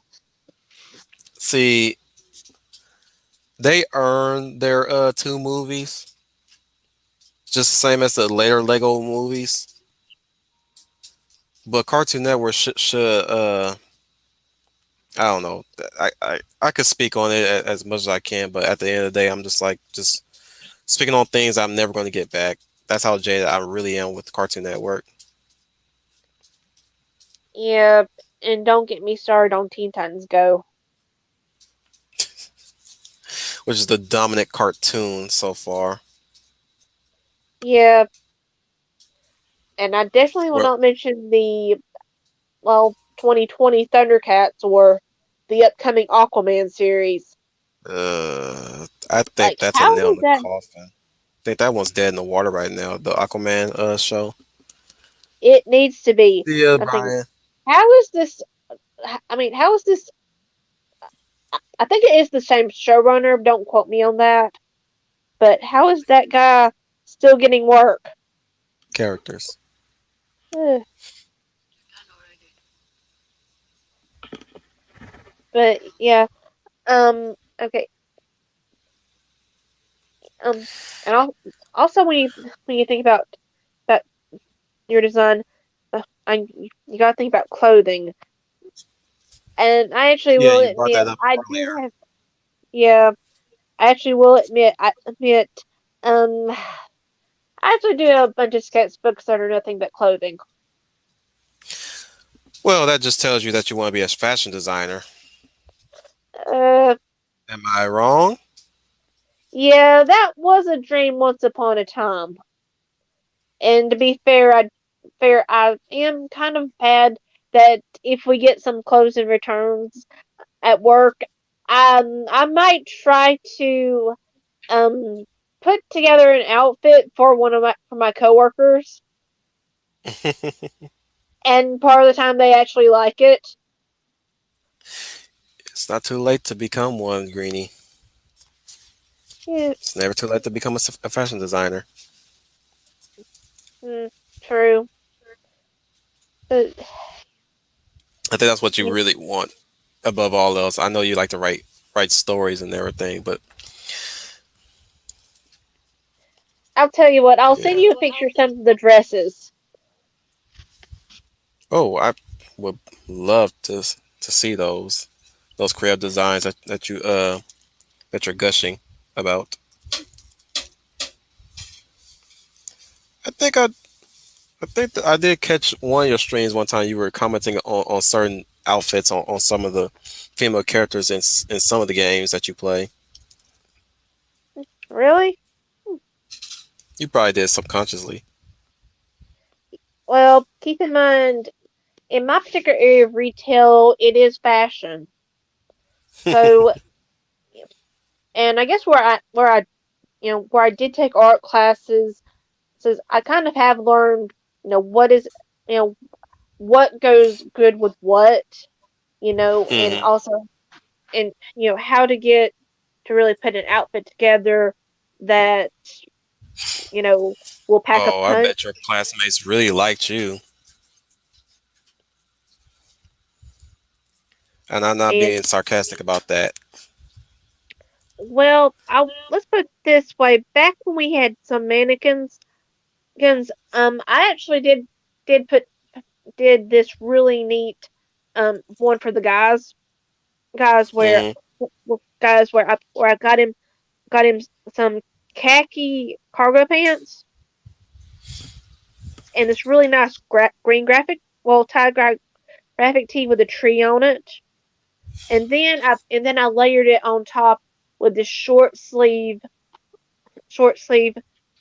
button up shirt and just modeled it to where it was open a little bit. Guess what happened? You tell me. Well, within 2 weeks, we had completely sold out of all those shirts, and it was almost impossible to find that color pant in the Why aren't sizes you people were manager asking for. yet? What? I was like, why aren't you manager yet?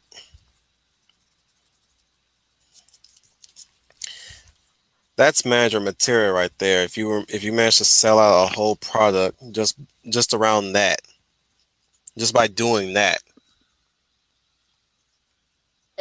I mean, Well, I one guess of they, the I guess it, I guess they're true in what they say. The women are unappreciated in the workforce. I guess. actually the manager that was over me at the time, she really hated me. Oh, right, Uh, Mean Girls. I almost forgot about well, that. Kidding, yeah, kidding, well, kidding.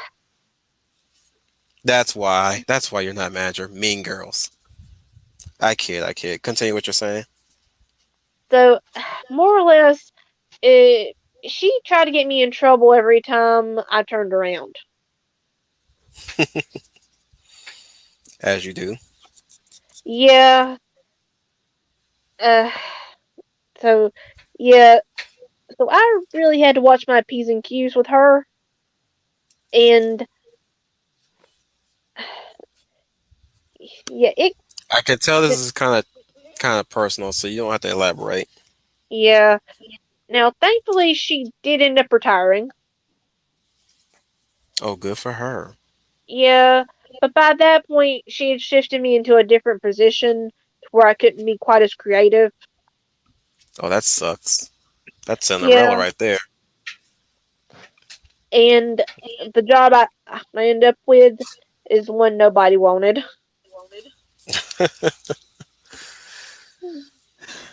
More of the story, guys. Don't go to work. Kidding, kidding. Yeah, but yeah, but apparently I have also sold a few outfits at my current position. So yeah, uh, What they do? They smile in your face all the time. They want to take your place. The backstabbers. Backstabbers. yeah. Now, occasionally, someone is wearing is trying on a particular outfit, and it Mm. looks like it's missing something, like a scarf or something. If I know where we have one that matches it, I will actually go get it and ask them to try it on with it. And guess what happens? They try it and they buy it. And then their mom wants one exactly like it.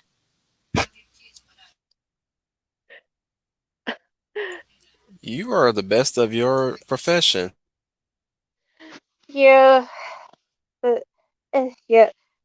Yeah, if I ever did decide to do a my own fashion store, uh, honestly, I don't know where I'd start. Mm. Yeah, you probably have to go somewhere else where your skills are recognized at this point. I Yeah, really think that they're really underselling you. well, But we went Windsor, completely off topic yet again. well, let's just leave it at the winds of change are coming. Oh, sweet. Yeah, Here's hoping to a light at the end of the tunnel. yeah, but um, you know, now obviously also with fashion, you do have different styles as well. I mean, it's not just functional items, but as well as you know, like even when you take into consideration different cultures. There's think about Avatar: The Last Airbender Mm-hmm. and how East each of the different specifically. regions had their own kind of style. Yep. Like I think Aang's fashion was more Tibetan fashion. monk Well, yeah, and obviously the waterbenders were more Inuit. At least if they're and more, East Asian style. yeah. And Fire Nation was obviously more I want to say more Japanese, It is. whereas the Earth Nation was more China. Yeah, specifically China.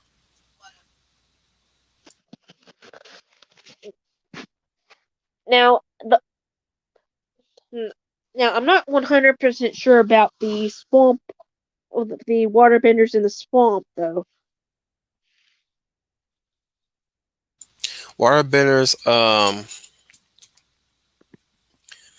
I think they were just an exaggerated swamp people archetype. Yeah, Specifically, they don't really look anywhere near close to the waterbenders of the North Pole and South Pole.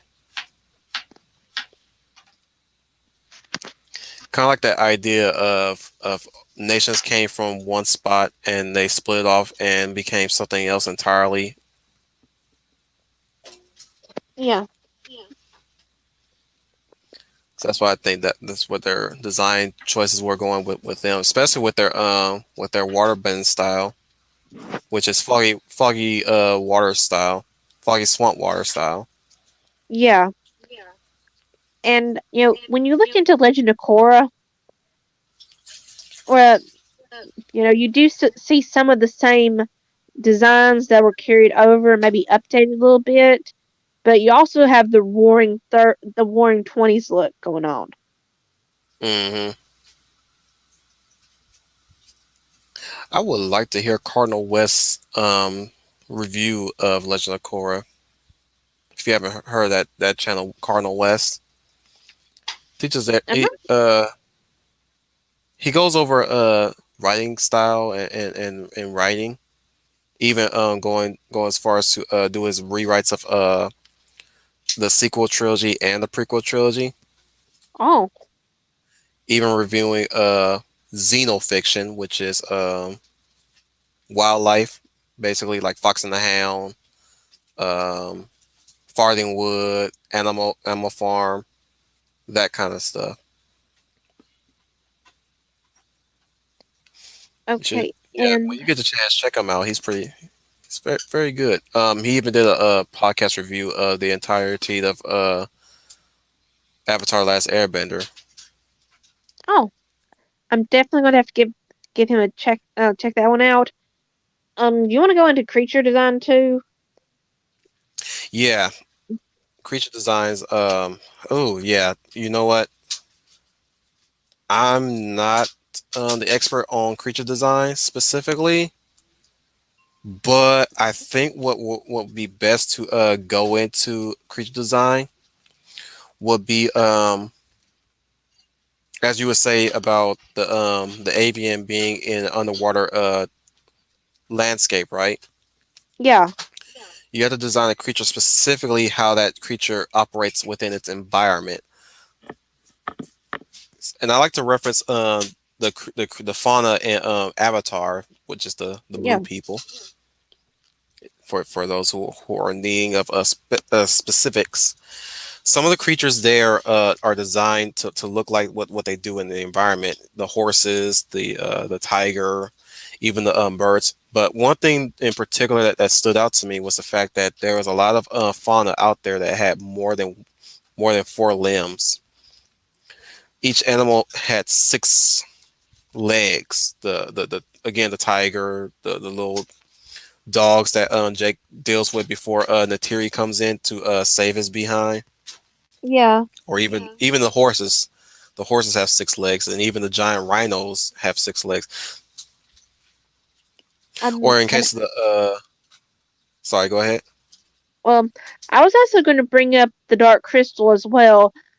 Yeah. Well, I mean, because you do have so many different creatures, and even Folia that that kind of behave and have a unique look and way to go with the environment. And hmm and actually, when you go behind and watch the making of, they do talk about the evolution they took into making these creatures and even the flowers. Nebris, definitely those frog toad like beasts that were in the first movie. Yeah, Um, the especially the land striders, which were those stilt horse bug things. yeah, Even creating new creatures within that world of Thra, as it's called. yeah, Even the races have their own names. yeah, like the A lot of people like to, Skeksis and the yeah. Mystics. Well, the mystics are called the Uru. That's their technical name. You can still call them the mystics, but that's if you want to really get technical, they're called the Uru. Yeah, And they're and what was interesting about the Skeksis and the Uru, their names are built after their race. So you have Skekmao for simplicity. Skekmao is the hunter of Skeksis, if I remember, or Skekuk. Like you have Uruk or Urik. Hmm. That's one thing I liked about that. Then there was also the different tribes of Gelfling. Yeah. Was there any a favorite of yours of the Gelfling? Well, I still have not watched the Netflix series. I will admit to that.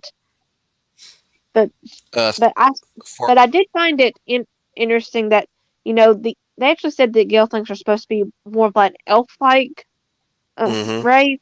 Well, I think Jim Henson intended them to be, or at least concept art from the original suggests that they were the humans of this world. They were us basically, at least until till Age of Resistance came in, and that kind of threw that assumption out of the way, out of the window, which was not a bad thing, mind you, not a bad thing. But I think that's what the Gelfling were meant to be. They were meant to be humans because Yeah, if you really look at it, Jin and Kira was the yeah, allegory.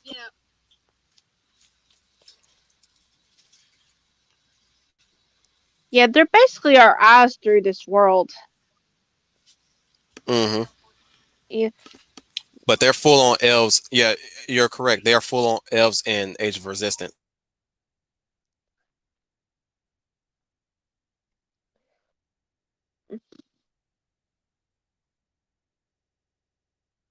Okay. Well, you want to finish up with personality and even history three before we call it a night? Sure thing. Or Okay. before we go on, obviously the podlings are kind of like dwarves in the Yeah. world of Thra.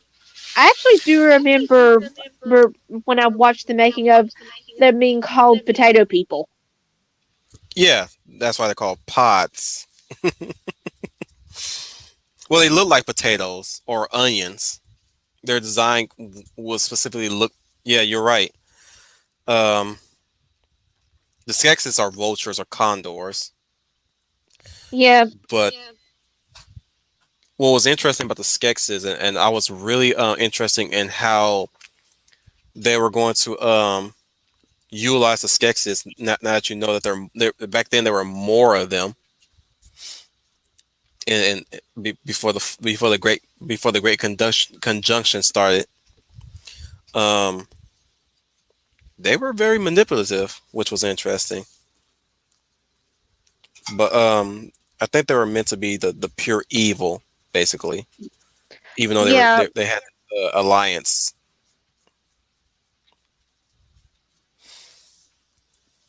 What you gonna say, Greenie? yeah. Well, obviously you know how the movie ends. The Mystics are supposed to be the true good, and the Skeksis are supposed to be true evil. Until they merge back to their Yeah, original, which is Uraskex, I think they were called. Once they merge. yeah, I think so.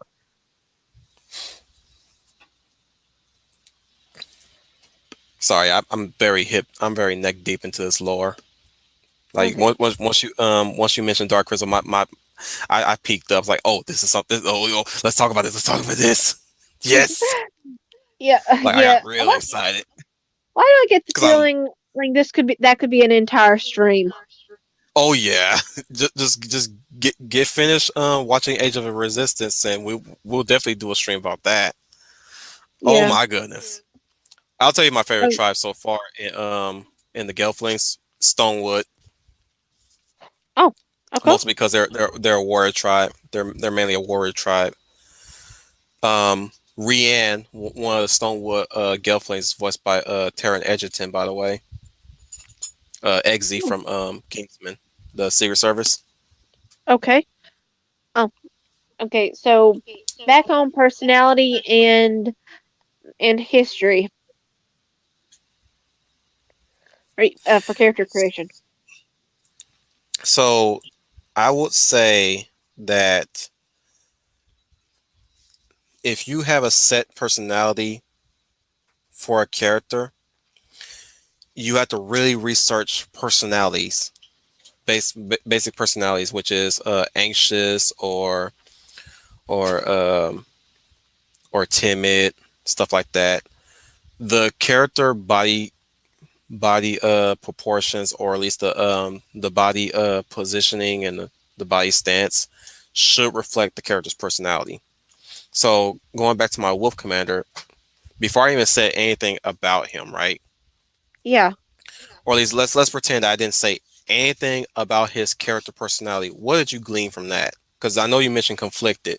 That's another that is definitely a personality. But what other personality could you glean from his overall stature, his smile, his eyes? What do you glean from that? What You know, personality could you get? someone who is ready for action. Hmm, that's it. Well, you know, someone who is friendly. Okay. So taking those examples, you can posit that the personality type will be courageous, um, Maybe compassionate. compassion, yes, compassion, demure, or potentially docile, or even brave. Though that words used so loosely today, it's kind of crazy. Powerful is Well, not a personality, by the way. yeah.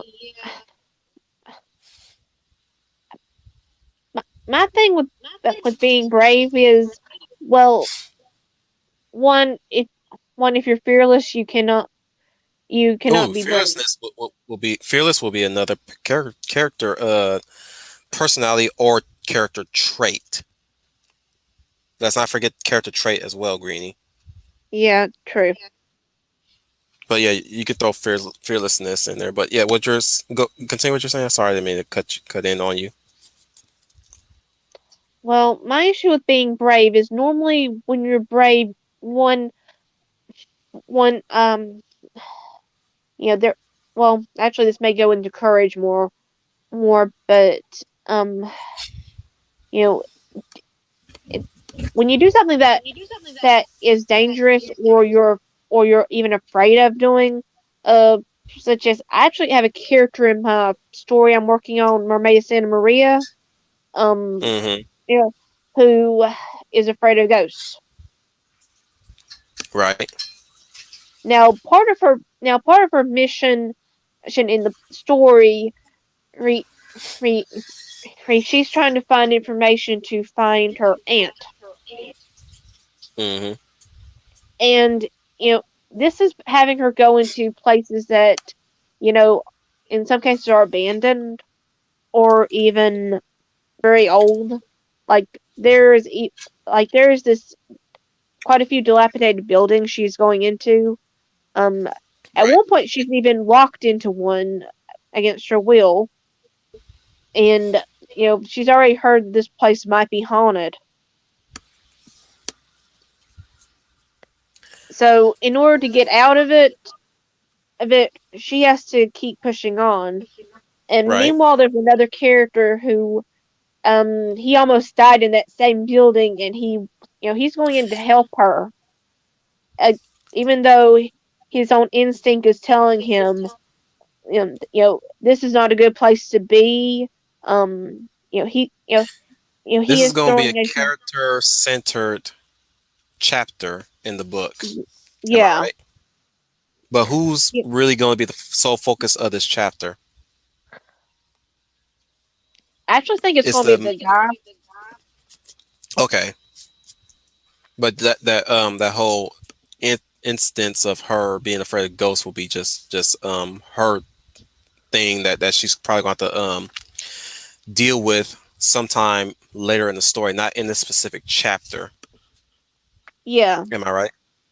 Yeah, So it'll be a character moment for the guy, and it'll be an establishing character for the girl for this chapter alone. yeah. Okay. You know, I'm still doing the elevator pitch. You want to join up on that one day? Well, if I do, it's going to be a little bit later in the evening. But Yeah.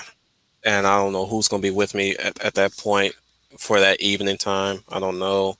Um, I don't think weekends is going to work. Consider that we're going to be doing two movies again this weekend, and Sunday will be a no go, depending on how long I stay there.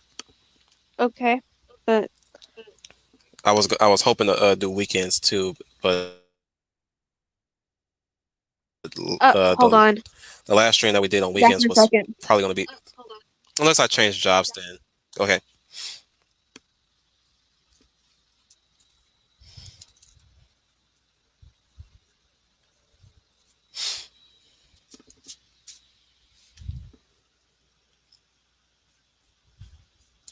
And now I'm sitting here by myself and talking to myself. Now that's chaos.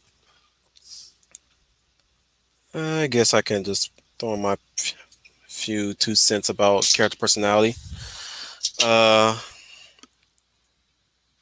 yeah. So again, for those who are still watching this and definitely doing this in the back watch, one thing to consider when it comes to personality, if you design a character that's smiling all the time, you will have to be that character might will have to be an outgoing person, mainly an extrovert. So clothes will also have to tell the personality. So maybe spring clothing, or usually jeans, can never go wrong with jeans, or maybe a skirt can never go wrong with a skirt. Something that really doesn't restrict their outgoing movement, which will also reflect into their outgoing personality. If the person is a bit narcissistic, or or you know stuck up or highly of themselves, then they have to have a pose or clothes that reflect their stuck upness and narcissism, or whatever negative personality trait that you give them. So that again, skirts can never go wrong. And I'm talking about female characters here too. Male characters, I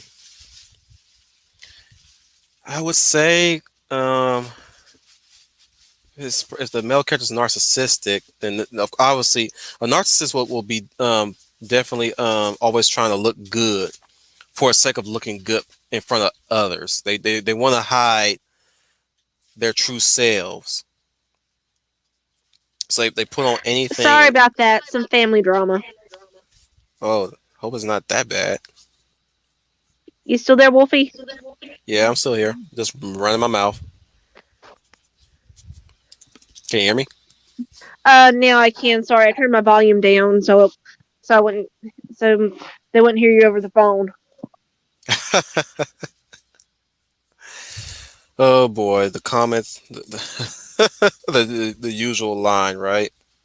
Yeah. Of what they potentially ask, and you're like, no, he's not. Yeah. Oh, I need to. Yeah. I Texting need to would. stop. Yeah. I'll fill you in a little bit after the stream, but yeah. Okay.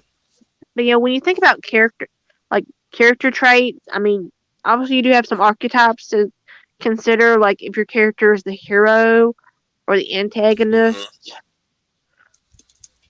or If the you're urban, heroine you can never go wrong with a cap. or the rogue. Rogues tend to wear the leather jackets or sweaters. If you talk about women, again, if they're the roguish type, or that again can never go wrong with with leather. Usually, leather works for roguish types. Now, if you were in a fancy setting, you would want to ditch the leather as a crutch. Yeah. Oftentimes, it's used as a crutch for rogues. You want to fit them into light armor, Yeah, above all else. Mostly, not necessarily. What I mean by leather, I mean that biker leather that they use. yeah, Leather armor. If you're gonna use leather armor, it's you really gonna have to research medieval leather armor. yeah, Not belt buckles and straps. It's more of a loose, kind of like the Vikings leather armor. Can never go wrong with those. true. But we're talking about personality type and design. Yeah.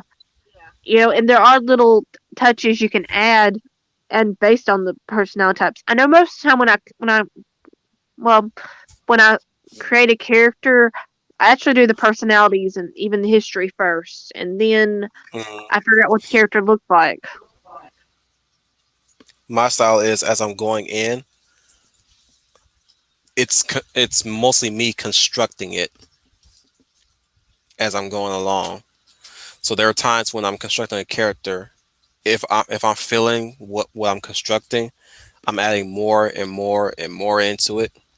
And there are times I'm like, oh, this guy's going to be a hothead. So let me give him this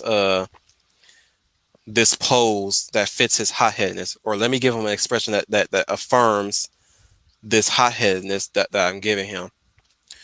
In the case of a sultry female character, there's gonna be a pose I'm gonna select for her with a facial expression that fits the sultriness. You know, half closed eyes. You know, the room eyes, if you will. Yeah. If a guy is let's just say a murderous type, 100-yard stare, maybe a sinister glee or a sneer, that sort of thing, which will tell you that this person is very dangerous Uh or huh. very cowardly and slimy. If you want to be timid, hands to the chest usually, or near the thighs, like they're trying to hide their true selves. Yeah. Hand to the mouth sometimes. Inquisitive type characters tend to have this puzzled look. Yeah. And also, consider of their hobbies and things. A like a character who is very athletic. Like normally they may have athletic wear, or like they may have a lot of hoodies, or maybe some shirts with their favorite teams on them. So let's put the spotlight on your character and your avatar real quick. What personality type did you want to give her? And I'll tell you what personality type I'm gleaning from her just by looking at her. I'm leaning more towards Rogue. Rogue. That's a character type. I'm talking about Yeah. personality. Personality. Um, Yeah.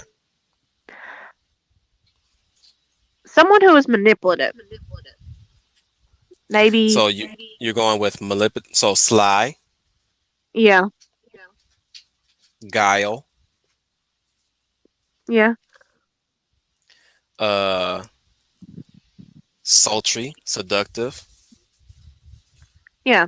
uh, More along those lines. Now I'm that was just me helping you out, by the way. Yeah, I know. And I kind of remember what I started off with. So again, like I said earlier, this reminds me too much of a slice of life story. So I'll give you my personality type for her, or personality traits for her, based around the slice of life angle to it. Are you ready for this? Yeah. Don't worry, I'll be nice. So so reclusive, Um, introverted, definitely looks introverted. Uh, brash when she's outgoing. Uh, you said you said a bit of slyness, so I can see the slyness, but with a bit of a heart of gold buried underneath. But she's using her slyness, her guilelessness, and her sultry and seductiveness to hide that that spark of heart of goldness. So bad girl, but with a heart of gold, kind of like Veronica's early depiction before they went Yeah. full bad girl with her. Like I said, she's the Veronica type. If you were going Archie style with this story, if you were writing a story with her in mind, Archie style wise, she'll be the Veronica, but early days Veronica, which is she don't really much.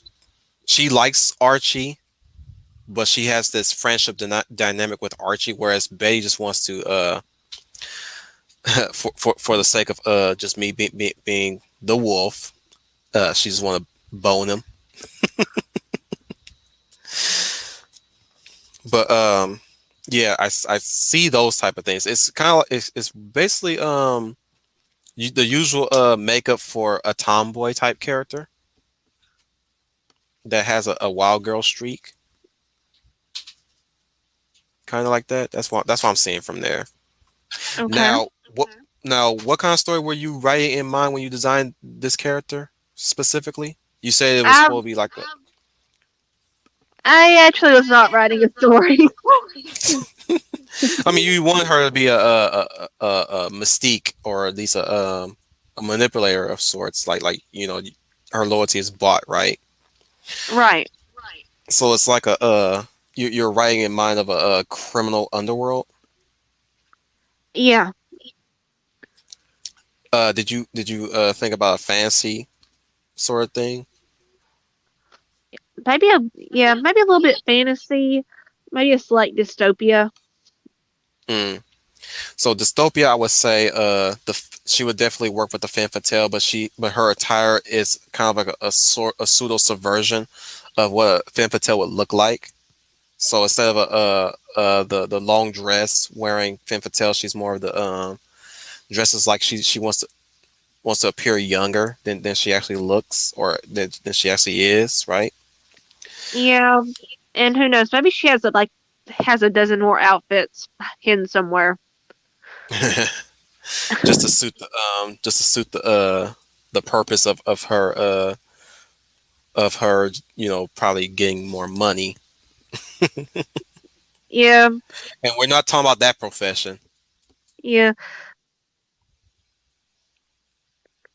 If it's a Although there fantasy, probably is some characters that do kind of wish that if that was her profession.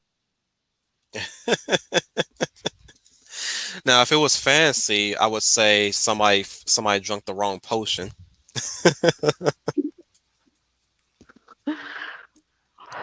and she's making do with what she has, which apparently she found out that people like that sort of thing. So she's gonna take advantage of that, as you do. Yeah, But then again, I'm just the idea guy. So whenever time I see something, an idea just pop up like that, and I usually build off the idea anyways. But the way how yeah, you have her stance, how she's positioned, and like I said, the way how you have her smile and everything. There's potential here with this character, but obviously you're still working on your Little Mermaid story. yeah. I'm gonna give you the advice Ishi's been giving all of us from his stream. Start with short stories before you go to long form storytelling. I know I that's yeah, yeah, I know that's probably gonna be yes, but yeah, go with that. Okay. Now, as far as history goes, history can affect a character. There, but really, that's more in how you're writing. That being said, there are some things that you can do to kind of hint at a history. such as Hmm. Scar. Um, I'm going to use Gladio from Final Fantasy 15 as an example. Yeah. Like we know he has the scar on his face, and but we're not really told how he got it, or it's not something that's seen in the game.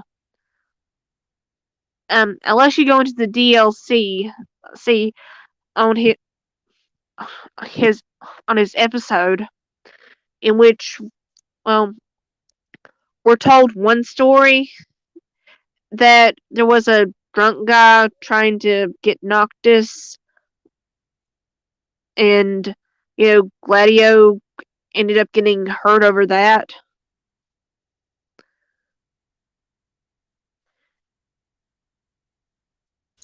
Yeah.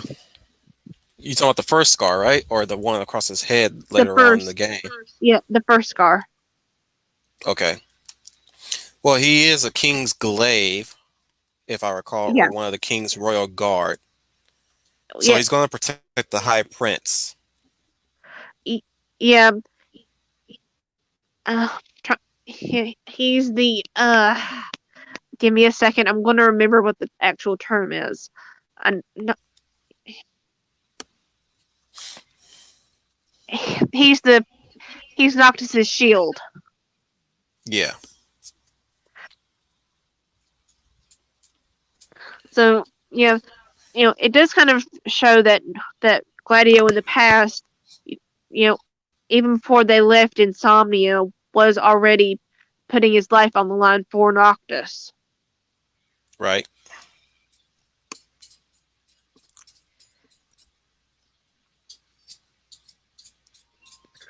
What? What? Oh, a movie that I was looking up is actually on Netflix now. I thought it was going to be in theaters. Okay. We'll have to adjust the TV, the monitor for my theater come the weekend. Okay. Now, So yeah, didn't know now it was a something Netflix that movie. Konami did um in Dynasty Warriors 9 is, I think that some of the characters did change their designs, um in which when they changed, when like a character who was younger might not have a beard or a Mm, mustache. It might have a different hairstyle, but the older yeah. version of the character, you would see the facial hair, and you would see a different style of clothing. Soul Calibur comes to mind. Definitely, aside from the Dynasty Warriors and Samurai Warriors series. Um, in the case of Keelik, Keelik stays unshaven for majority of the series. I think in around 5 he gets a beard when he's Edge Master for whatever reason. Yeah, and also Or sometimes something to can. Mitsurugi Mitsurugi in one of his alternate forms he tends to have a shaven face, clean shaved. Whereas any others he has a beard. I think Soul Calibur 2 he has one where he's clean shaven. Alternate outfit, I mean. Yeah. Now, in the case of series, Freeze, if your character is changing as it goes on, um, and on, you do need to keep in mind, if they do end up getting a scar, where it is, and don't make the faux pas that Friday 13th did in changing where Jason received battle damage on his mask. You're talking about continuity and consistency. Yeah. And also if a character, if they get hurt within the story, keep in mind how long that wound will take to heal. Um, when you think about Gravity Mm, Falls, in Because when Stan accidentally hurts his hand, we actually see that hand bandaged for several episodes after that. Yeah, even I think Adventure Time did some stuff like that too. Or at least like when Finn has the cursed sword. He's had that for majority of episodes. Yeah, especially after losing his arm. I And mean, loses his arm. yeah, uh, yeah, when he finally met his dad. Hmm. I mean, it's something Or that when had been kind of, or when Princess Bubblegum's sorry, Princess Bubblegum's experiments are fighting each other in a telepathic battle. And the battle is still raging because they're so equally powerful. yeah, They're still at the castle, still fighting to this day. I yeah. always like that detail. But now, yeah, immediately there were hints that that was going to happen with Finn's arm for a while. Because we did. I'm going basically solely basically on what I saw from the original few seasons before the series wrapped up. There was a time when they went after the Lich King, right? Yeah, And they went to an alternate timeline or alternate universe where Jake was a different style looking dog, and Finn had a mechanical arm. yeah, So I do remember that based solely on that storyline that they kind of went into the next episode with, where you see that excuse me,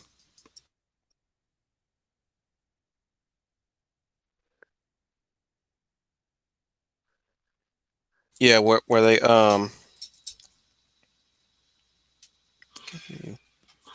they went to where you went into great deep. Wait, I'm losing my train of thought there. Let me pick it back up.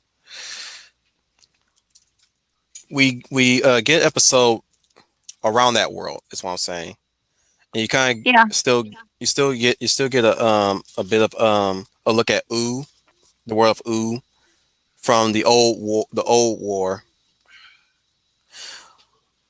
Now you can probably confirm this. The Finn that we saw in that episode, could that have been Finn's dad in the beginning and Jake's dad in the beginning? I'm actually not sure. Because I, I look, I know they try to play it off as an alternate universe, right? yeah, But over time, we were getting episodes where you got to see Ooh in the early days, like you saw the early version of Princess Bubblegum. Remember that, uh huh, or at least how Simon became the Ice King, yeah, and Marceline, how young she was. So I was like, yeah. I go, We even I saw the go, origin of Ice King's crown. yeah. I was thinking like, what if that was Finn and Jake's dads together Hmm. before the bombs dropped? That changed everything, which is freaking hilarious. How that it's a medieval world, but it's actually a post-apocalypse world with everybody's crazy acid trip ideas rolled into one, like renicorns and noodle dogs, and I call them noodle dogs because they stretch. Jake and his family Yeah, living bubble gum and vampires that only suck out the color red. yeah, That's what I loved about Adventure Time. That's what I really loved about Adventure Time. It's like somebody really put some thought into this world and still uh, pretty much add more lore to it. Good times, well, Annie Greeny. Good times. yeah. They even had zombies, different Yep. kinds of And zombies. Susan. Yeah, Of course, the true alternate reality was Fiona and Cake. Yeah, and if I remember right, there was an episode that confirmed that Fiona and Cake actually happened. Because of course it does, which is not. Well, Excuse me. well, I take that back. It either confirmed that it actually happened or that it was actually a TV show in the old world. Because we actually met the real Fiona.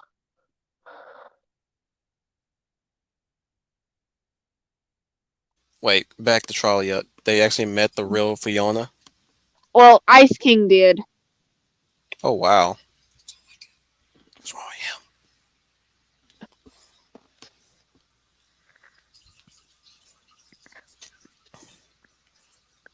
Mm, That's our preview of Adventure Time talk. yeah. So, when. Okay, So, is I there want to add anything else? something to history. I want to add something to history, or at least there's something I want to add to that a lot of people tend to put into in their reference sheet. And this is another thing for reference sheet. And if I was an art teacher, I would tell you this. If you guys are bringing reference sheet, like and dislike. Um, Here's what's not a dislike. And I see a lot of artists put this into their references a lot. Their reference sheets to their characters. Mean people. I'm like, what mean people specifically? That's not a dislike. Yeah, that's Rude. really vague. I mean, you can That say, is super okay, vague. I mean, literally, that could be every other character. That could be all characters. So rudeness is not a dislike. It should not. It Yes, it's something that you should. That's where I'm going with this is that personal dislikes is not a dislike to your character. That's implemented to your character. If you don't like rude people in real life, that's a you dislike. It's not a character dislike. That's something like you can obviously tell that somebody injecting what they don't like outwardly in the world into your character. I even caught somebody putting a dislike as bigotry. I'm like, what does that mean? What does the bigotry mean? What was bigotry towards specifically?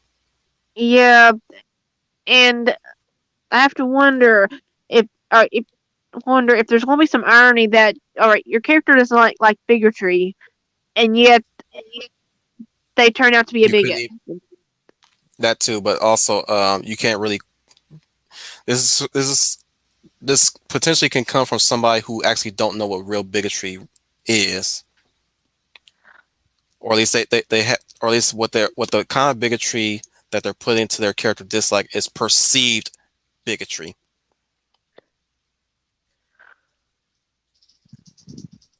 You can't put If you can't put into words your dislikes, then you need to really you either eliminate the dislikes and put in your likes. So just basically and just write your dislikes in at a story unfold, and then later put your dislikes in because, like I said, um, you can easily tell that a character is an author insert or just the person writing themselves into the character than the Yeah, actual character. That's another yeah, thing that you have to that anybody who's ever watching is even watching this stream in the backwatch to really take into consideration. Do not write your dislikes, your personal dislikes, into your character. If this is the world surrounding your character, write what the character don't like in the world, or at least what encounters does the character don't like in that world specifically. yeah. I know you Because know in my mermaid story, where um, one my main male character, der, der, he hates rain, hmm but or his primary mode of transportation is a bicycle. now there's one thing I will accept: bullies. Like if you put in bullies, like that could be anybody, but bullying, that's something anybody in that world could not tolerate, or anybody universally cannot tolerate. Nobody can tolerate bullies, but that can also still be specifically to a group that you just don't like. But what I'm saying is bullying. It can go either way. I'm willing to allow that Yeah. though. But like I said, nine times out, no, I'm over exaggerating. Sometimes when I see reference sheets and I get interested and I see the likes and dislikes and I see hateful people, I'm like, okay, hateful words, okay, what does that mean? Don't use vague phrases and words, is what I'm saying. Yeah, I hate to bring up Marvel on this, but um, I'm actually going to say that the personalities of the new Warriors was better than Children of Adam. I mean, come That's on. not saying that's not saying This much. character has a TikTok. Okay. Um, what does that say about their personality? I mean, Also, maybe you can tell a us lot of how people. they use TikTok. I'm also I mean, seeing this a lot on Twitter. A lot of people, and I agree with them too. Your orientation is not your personality. Your race is yeah, not your personality. Unless you want to be labeled a stereotype, which I will definitely will label you a stereotype. If since you guys are big on labels, but that's me just pointing the finger at people who we know, people that we know about, people that we're well aware of that are doing terrible things in the world and on the internet.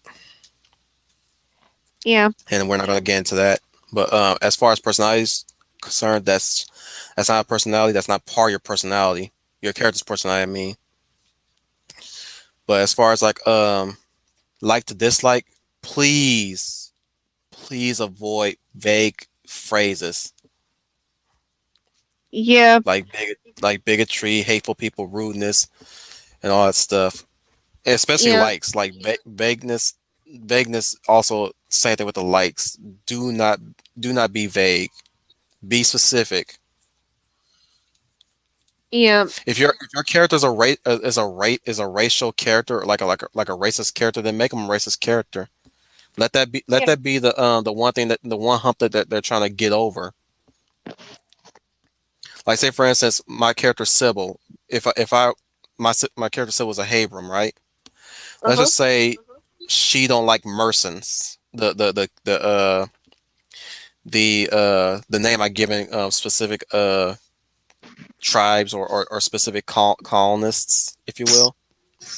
Yeah. So let's just say she was in the same room with Charlene, who's a Mercen.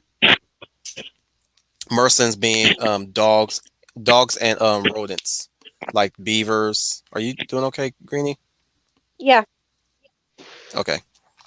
Yeah. So the Mersons are made up of rodents like beavers, um, uh, musselets like otters, weasels, and all that stuff. Dogs specifically, just the whole dog breed, which is Dalmatians, and Charlene's a Dalmatian.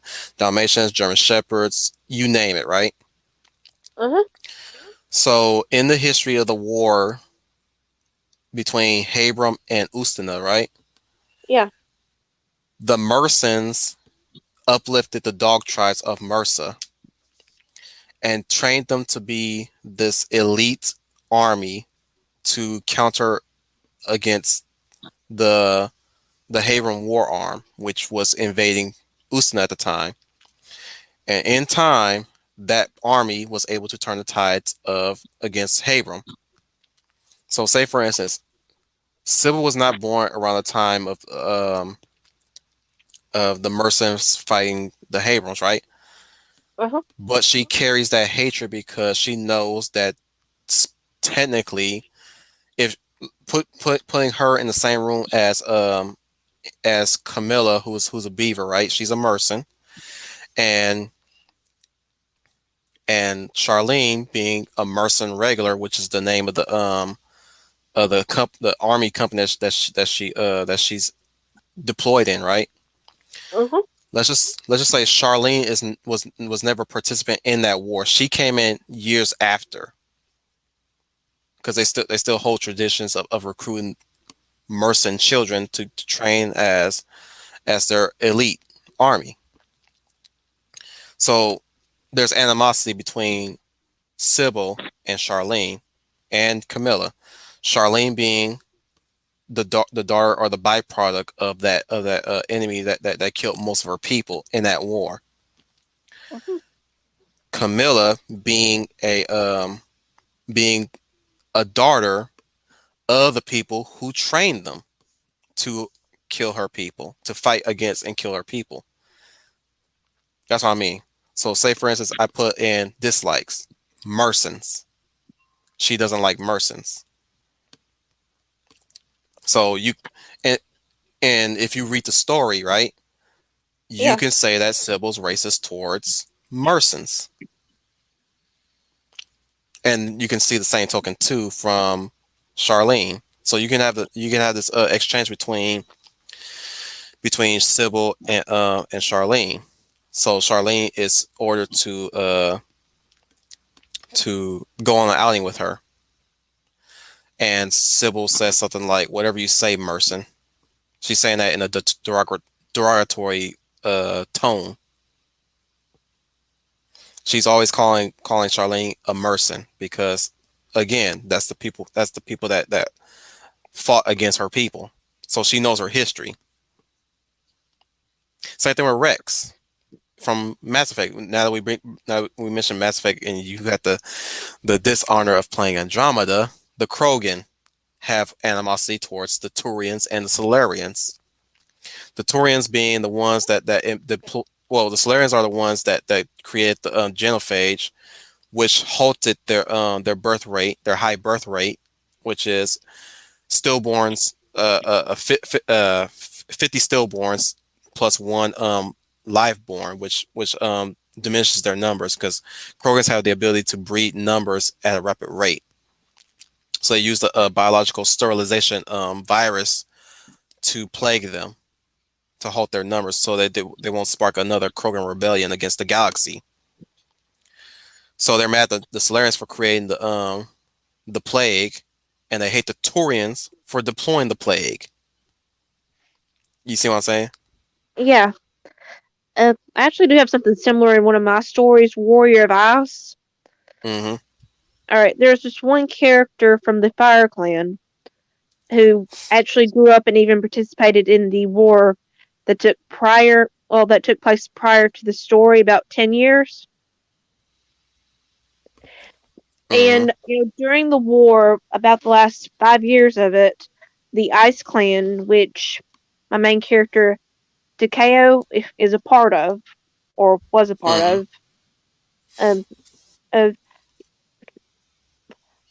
they were ordered to kind of withdraw and kind of left a lot of a lot of the other troops kind of hanging high and dry.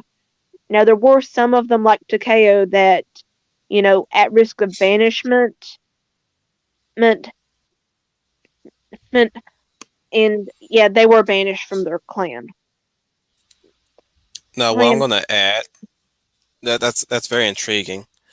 Now, what I'm gonna add here, and Greeny, I don't know whether you agree with me or not, but I'm gonna say this right now to anybody who's creating characters: there is nothing wrong with creating a very bigoted character or a racist character. There is nothing wrong with that. Now, your audience may hate your character because they're racist or bigoted, but there's nothing wrong with that. That's a character flaw. Okay, it's not a character trait. You can write that as a character flaw. Now, I will tell you right now, most of my favorite characters are indeed semi either bigoted or racist. Moro from Walking Dead. Um, One of my favorite episodes from Static Shock was was when we get to meet Richie's dad, who I would not say he's racist per se.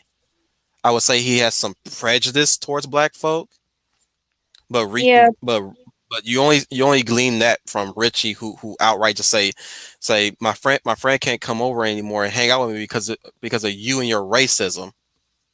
You know. Yeah, and Richie's dad actually does make efforts to get better, as we see at the end of that episode. Especially when he has to work with Virgil's dad to rescue their boys. They were united because of their boys. They were both fathers, which is how you handle that situation, that conflict, if you will. And even then, Virgil's dad was very understanding of why Richie's dad was the way he is.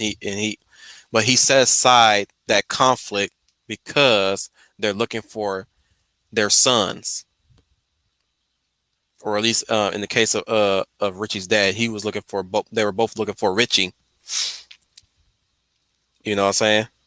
So Yeah, there, like I said, there's nothing wrong with again, if you want to make that as a, you can use that as a character flaw. So I would definitely use that as a character flaw with Sybil, my character, even though Charlene is willing to work with her and says, because again, she never grew up in conflict with Habram, but she is trained to fight Habram. The what I'm saying is the training is still the same, despite the yeah, war being over years later. They're still trained to hunt and fight Habram or any other super power that's willing to invade or at least try to take control of the sovereign colonies in Ustana. That's the whole point of the Mercen irregulars. But again, Sybil has a problem with that because she okay. knows if she gets out of line, that will put them at odds with each other, and they'll have to fight each other. And knowing that Charlene could have the advantage against Sybil, it's a survival thing for her. Yeah. That's where Well, you see the root. That's where you will later discover the root of why she's so hard on Charlene. It's a survival thing. Like if I have to fight you, you might be able to kill me because you're trained to kill me, and you might succeed. um, where was I on mine? Uh, all right, all right. All right, all right. The Ice Clan were ordered to withdraw early, hmm and kind of isolated themselves. A few of them, like Takeo, actually did stay out against the orders from the new clan leader at risk of Okay. banishment. Hey, if you So, want, by the way, if you want to talk more about your story again with Takeo, I'm definitely all ears. okay, but yeah, but this character from the after, you know, because he had been at the time that they were ordered to withdraw, um, about half of the troops where he was were from the Ice Clan. hmm So when when most of them withdrew like they did, it led to heavy casualties. He actually lost one of his uncles as a result of it. So he's banished because of poor leadership, or at least in their eyes, it was poor leadership. Yeah, uh, yeah. He and because of because he does kind of blame the Ice Tribe the Ice Clan for his uncle's death, as well as all the death he saw as a result of the withdrawing. He is harder on the members of the Ice Clan he does see, and particularly Takeo, who he kind of does view as a rival. Well, and even and you know, part of that is that he has that Takeo actually does have to go the extra mile to kind of work with this guy and even earn his trust. You know, and he does also treat some other members of the Ice Clan with some bit of suspicion, such as there is a doctor that is having to treat their crown prince, Hmm. and when he finds um out he is watching the that doctor like a hawk,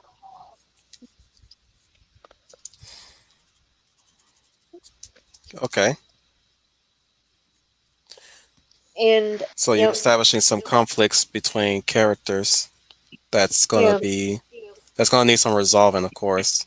So hopefully, you'll be able to put that all together. Actually, yeah. Now I will say that just because a character may start out as sort of bigoted, did they obviously they can change, but it yeah. needs to be a gradual change. Hmm. Yeah, in this case, by Takeo earning his trust, it's a step in the right direction. Yep. But like I said, like I said, there's nothing wrong with doing that. That's it's like you. The world is not your world is not perfect. That's what you're supposed to portray it as.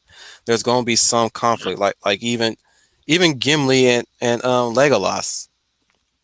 They don't like each other in the beginning of the Lord of the Rings. Yeah, No one tosses a dwarf. Even Gimli kind of had a little bit of animosity towards humans in the case of Aragorn. Nobody tosses a dwarf. He don't like to be tossed by a human, right? yeah. Or in the case of Thorin Oakenshield towards the humans of Rivertown, or even now here's the thing about Thorin Oakenshield in the case of the movies, not necessarily the stories because we know the stories is different, right? Yeah. But in the movie, his anguish towards Thranduil was founded. He felt like he was betrayed by Thranduil, so that's not really bigotry. It's more of a I'm still hurting from what you decided to do that day when my city was attacked by a dragon. You know what I'm saying? Yeah. And that's best like all like really what Thranduil did that day was really turn he literally turned his back on the dwarves of the Lonely Mountain of what's it called again? Uh, Not Edoras. That's Rohan. Uh, Duskendale. that sounds about right. Yeah, he like that's basically how Thorin saw Thranduil's retreat, if you will. Like we could put ourselves in Thranduil's shoes and see where his perspective was. He's not gonna risk his people to save the dwarves at that moment.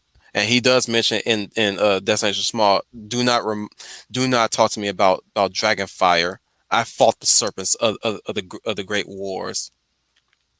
And boy, I have felt their flames before. So you see that moment where he breaks his magic to show the damage that Dragonfire has done to his face. So at on one hand you want to be upset with Thranduil for abandoning the dwarves, but at the same time you kind of see where his point of view has was at the time. Yeah. But yeah, like I said, that wasn't like in the case of Thorin in that one instance, that wasn't bigotry. That was a friend that's still hurting from the betrayal of another friend, or at least how he views it as a betrayal of another friend. Whereas it was somebody who's actually looking out for his own people, much like how Thorin is looking out for his people still. Now Thorin did bring up like, well, even if you weren't there to save us from the dragon, we were still out there fending for our lives. We had no home, and you couldn't even let us in your home, a roof over our head at least. My people got scattered. You know what I'm saying? He even brought Yeah, that up at one point. He even brought that up in that argument. But like, yeah. In short, bottom line, guys, if you guys are gonna make a bigoted character, don't be afraid to. While everybody else is trying to make caricatures, bigoted caricatures out of your own beloved heroes and beloved characters, you should not be afraid to make a character, or at least your main character, even bigoted, unless you're able to weave a story as to why. If you're yeah, able to weave a story around why they're bigoted towards, because even some of the greatest characters Stephen King wrote are bigoted in some way. Not I need to stop using that word, prejudice, to some extent, because bigotry means they just outright hate them, whereas prejudice is like sometimes I want to like them, but there are times there's some things I just don't like about them, you know. yeah, But yeah, I don't want to run too much more into the hour. If you want to start heading out, we can. yeah. I mean, the other thing would be mental illness, but really, my advice for that is one, Research, research and lots and lots of research. research. Yeah, because depending on what you're going for, you know, every eh, there are so many different ones, and they each have their own symptoms and how Mm. they are brought out, and even their own spectrum. And This don't all, use it as a crutch. yeah, and Above definitely all not a else, shield. above all else, not a crutch. And yes, Greenie, not a shield either. Not a you're supposed to like this character because of this flaw. You know, like Harley Quinn. They're like what they're doing with Harley Quinn nowadays. They're using her psychosis as a reason to get people to like this character. Yeah, and I would say one of the better I'm surprised they examples haven't done of that with Poison Ivy. both, and yeah, we'll go back to Core for a moment because I think they really did a wonderful job with this particularly.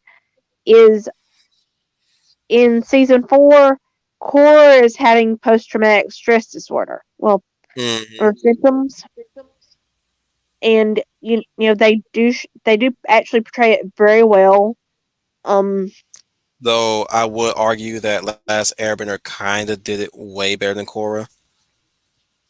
Although that's this is almost the same writing team as Last Airbender anyway, so it's really no wonder her PTSD is really really good at selling itself.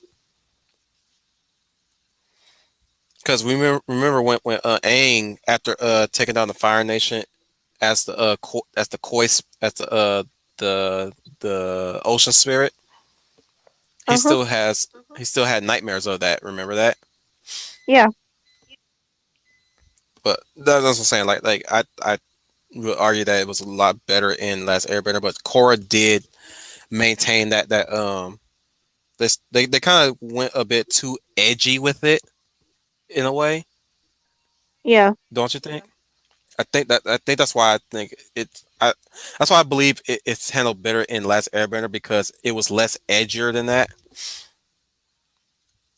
Because like the way how they did, they try to make it look like a haunting, like a yeah. haunt. Would you go ahead? I keep stepping over you. Keep going. I was also going to bring up Azula as well. Mm, Um, yeah. Now, obviously, she is a villainous character in the original Avatar, and we don't really get to see her much until season 2. right. And and actually was watching a video from Hello Future Me the other day Hmm. on focusing on Azula's mental health Yeah. and are in arguing whether or not she has schizophrenia or not. Um, I wouldn't say it was schizophrenia, considering that would suggest that she has a heart. I wouldn't say it was schizophrenia. I wouldn't even say it was bipolar disorder. I think it was it's something to do with being a perfectionist. Whatever disorder that's rooted in somebody trying to be perfect, but lacks the social like it really I don't know what did Hell Feature Me say in in that video Um, to suggest that well, is what I'm saying. well, actually, he had argued against it. I mean, a lot of people Oh, assumed it was because of the hallucination she had with her mother. that's not schizophrenia. I Not mean, that entirely. was that was actually more of a mental breakdown because Hmm. you got to keep in mind, and actually, he brought up some interesting stuff, such as, um, Link me that now video, by the way.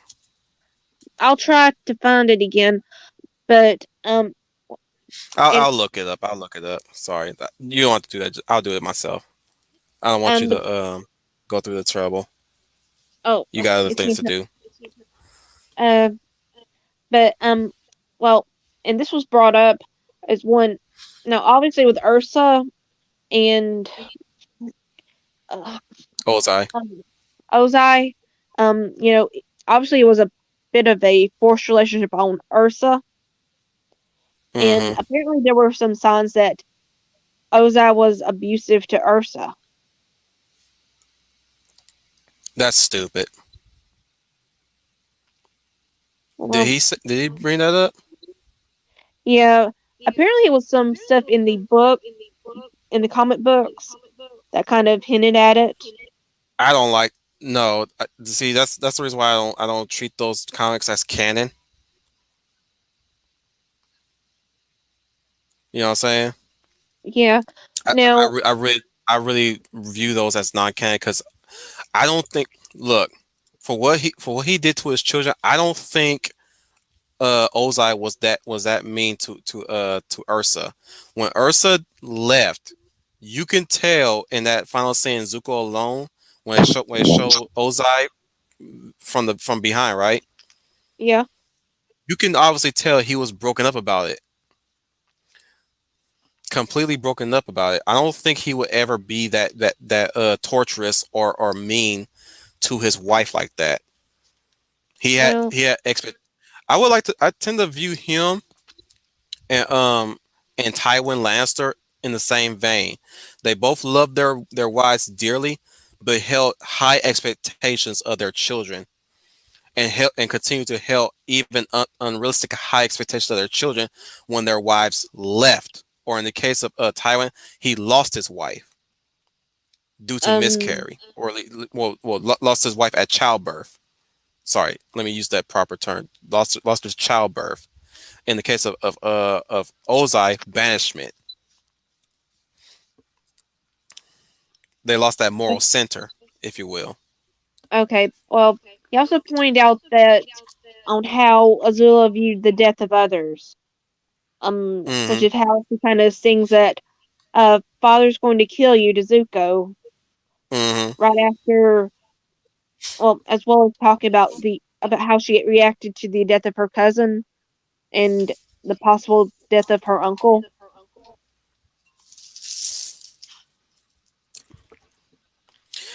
You Yeah, know, a lot of people say she's a sociopath, which I'm willing to lean on. I think that's the right term for her is sociopath. Sociopaths tend to try to look good in front of others. They have this deep rooted narcissism. yeah, and that actually does go a little bit to Azula's design because up until the last episode or two, you know, how her hair is, it's perfectly symmetrical. Hmm. I mean, and obviously she is the favored daughter, well, the Yep. favored child, and she is naturally talented, and to quote her father, born lucky. Father used to say. She was born lucky. He said, I was lucky to be born. And obviously, she does have some bit of control over her friends. Yeah, manipulation, also a sociopath trait. Yeah, Especially how what she did to Ty Lee. yeah, In the case of May got off easy. yeah, May just knew Azula. May just knew Azula would do anything in her power to get May on board. So she just went with it. yeah. Which kind of made May and Tylee's betrayal at the Boiling Rock. Well, one, it kind of caught her off guard, and Hmm. two, how this idea that May valued love over, Or fear. well, yeah, Perhaps you miscalculated. I love Zuko more than I fear you. No. No, you should have feared me more. yeah. And then when you go back to, and then we go forward to the scene where, at this point, Azula has, she's very paranoid. She is banishing people left and right over mundane things. I mean, she's trying to fix I her always love hair. that. She even accuses her hair of trying to betray her, and then she You cuts shall it. meet your doom. Yeah, and she ends up doing a, making it, eh, really messing it up. And then her That's mom, too well, bad. You always had nice hair. yeah, and then she kind of tries to get her mom to call her a monster, and then what's her Hmm. mom's response? I love you, Azula. It Hmm. kind of mimics what is driving her crazy right now. That May chose her love of Zuko over her fear of Azula. And that's kind of what's got her off kilter and causing her mental breakdown. In that same sense, her mom is basically symbolizing what she already knows about herself, but she's too afraid to admit it. Yeah, That's why she's lashing out. That's why she lashed out at that window. Sorry, that mirror. She completely lashed out on the mirror because those were the truths that she's saying to herself that she's not willing to accept. She's not she's accepting the fact that she can manipulate people, but she cannot get people to love her. But she's seeing the error of her ways, just like what she says to what Ursa says, the imaginary Ursa, if you will, is saying to her. Those are her words echoed through that version of Ursa back at herself. yeah. Now, up until now, all the times we've seen Ursa and Azula interact in flashbacks, um, Hmm. Ursa is What correcting is her wrong with daughter that from the, child? yeah, she's trying to correct her daughter, or or you know try to get her to try to be compassionate, to care about others. Hmm. There's, and,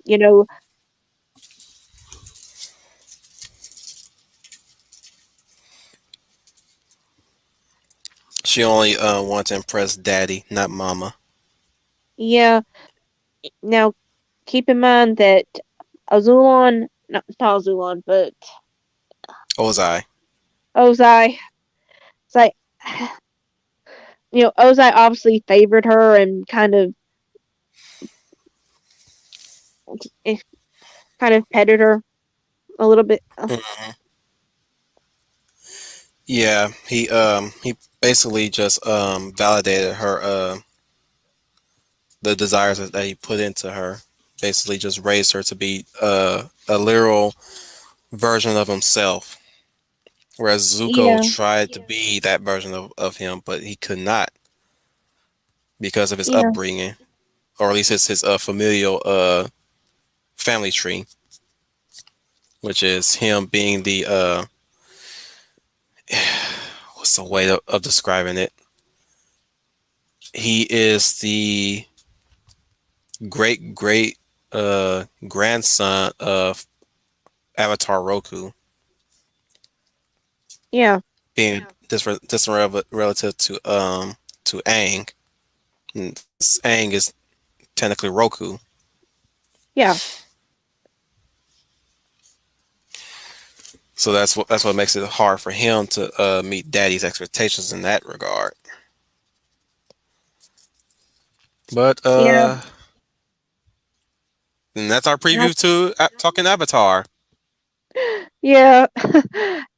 I will say my favorite part about Zuko's redemption arc was when he loses his firebending ability and has to relearn how to firebend. The Southern, the Sun Warriors Yeah, episode. Yeah, that was. Oh my goodness, I could tell you how many times I nearly get teary eyed in that scene. Just the same way as uh the Guru episode yeah, where he gets to the one chakra. I think it's the fourth chakra that experiences loss. Oh my goodness, I get teary eyed. yeah, The wording is what would get me teary eyed. You have felt a great loss in your time when you lost your family, Mang. It's like, jeez, why you gotta hit me in the feels with that? Why you gotta hit that? Why you gotta use that relatable word? Because anybody who heard that knows what he's talking about. That I'm like, bruh, I can't tell you. I can count on hand how many people how many loved ones I lost almost in 2 years. That's a lot of loss, man. yeah, Oh my goodness. yeah. Avatar, at least the original series, Korra, um, well, it's okay for what it is. I'll put it at Yeah, that. But the yeah. original series is world building at its best, and actually, that And probably Vera should be an Similitude. entire another stream. Yep, and Vera In fact, we can also talk about what we like and dislike of Voltron Legendary Defender. If we do a Voltron You stream, know, it will be a almost everything Voltron. yeah. Even the third dimension. Even Voltron Force. Uh, No, well, I don't mind talking about it because that I will admit I did see every single episode on. I will say this: the best episode I actually did enjoy of Voltron Force was the fight between Lotor and Hagar. I thought that was really good. Do you remember that episode? Did that episode even happen? Am I No. misremembering? That didn't happen? Hagar actually did not appear in Voltron Force. I mean, she was, Really? yeah, I mean, she was mentioned. I mean, and you had Hagarium I as think kind that's of what I'm this, probably thinking about. Because I remember specifically there was an episode where he was fighting some female character. I think she was a spider Robies or something. yeah, And like even Voltron had to interfere too, but like Lotor was completely ignoring them because he was having it out for this one chick badly. Like he wanted her dead. yeah. Like I don't Uh, know. I was like, I don't by know the what way, this broad did to you, but you want her dead. And it was good. But what you gonna say? a quick reminder, um, don't trust evil scientists. Yeah. Because if I remember correctly, the Robies you're talking about was supposed to be this amazing general Hmm. and a new completely new character. We saw her in a normal form for maybe one episode, and then Right. she got drenched in Hagari, fused with Hagarium and turned into the Spider Robeast. Yeah.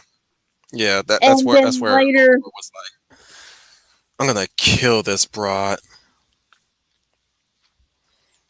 because she was like having a real, either he was having it out for her or she was really having it out for him, and he Yeah. needed to take her out because it was survival reasons.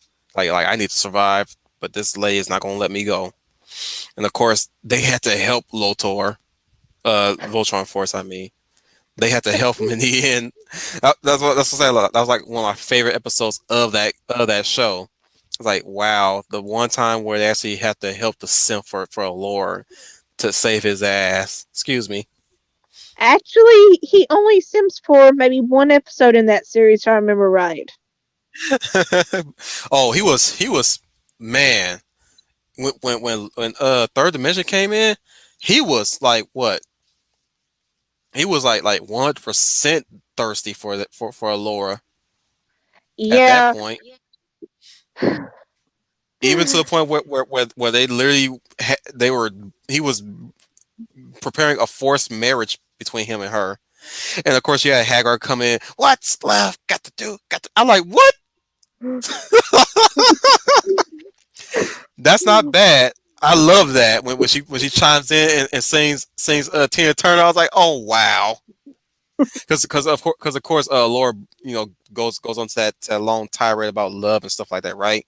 Then she chimes in Yeah. with the what's love got to do. I was like, oh wow, and me being a kid on the edge of my seat because of course he's threatening the Voltron Force to get her to do it, right? Yeah. So you got the guy saying, "Don't do it, Lord. Don't do it. Don't listen to the slime. We'll be okay." You know, you got that whole thing, and of course, Alora's basically just stalling by going on platitudes about love and stuff, like marrying for love and all. And that, of course, I'm the kid at the edge of my seat, and I crack up laughing when she comes in singing "What's Love Got to Do with It." I was like, "Wow, I like it though. I like it." Yeah. Now, oddly enough, not in consider the alternatives when they're in this alternate dimension with doubles of themselves. Hmm. The alternate Lotor, he actually had a he actually called the allure of that dimension a problem child, Oh and wow. he actually did have a girlfriend. I think it Now was they supposed to were be Hagar, and she was hot. okay. Well, for the technology of the time.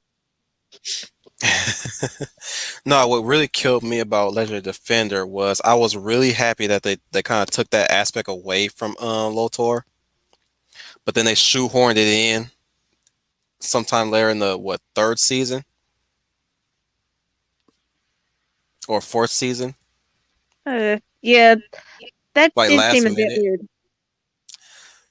I was like, what? Suddenly he's starting to have hots for Laura now.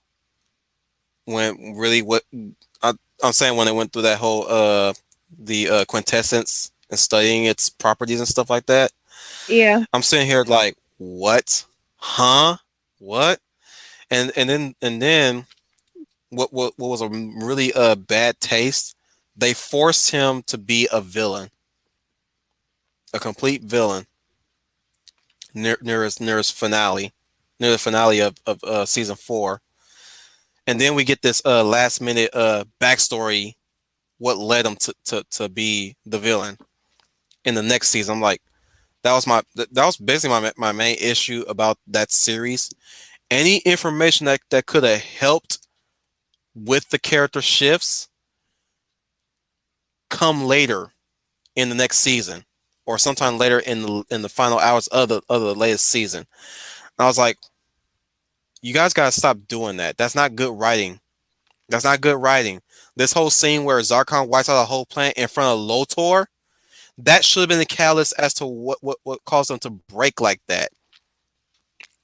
Where she says you're just the same as Zarkon. I'm nothing like Zarkon. Yeah, Voltron Force. yeah. Uh, Or there's a new one that they tried to bring up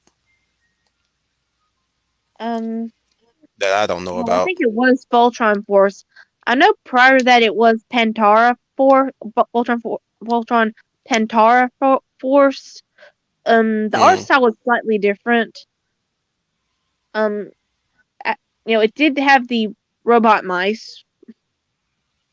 Okay. Yeah, but it essentially looked like a remake to me. Mm. But apparently they didn't get too far into it.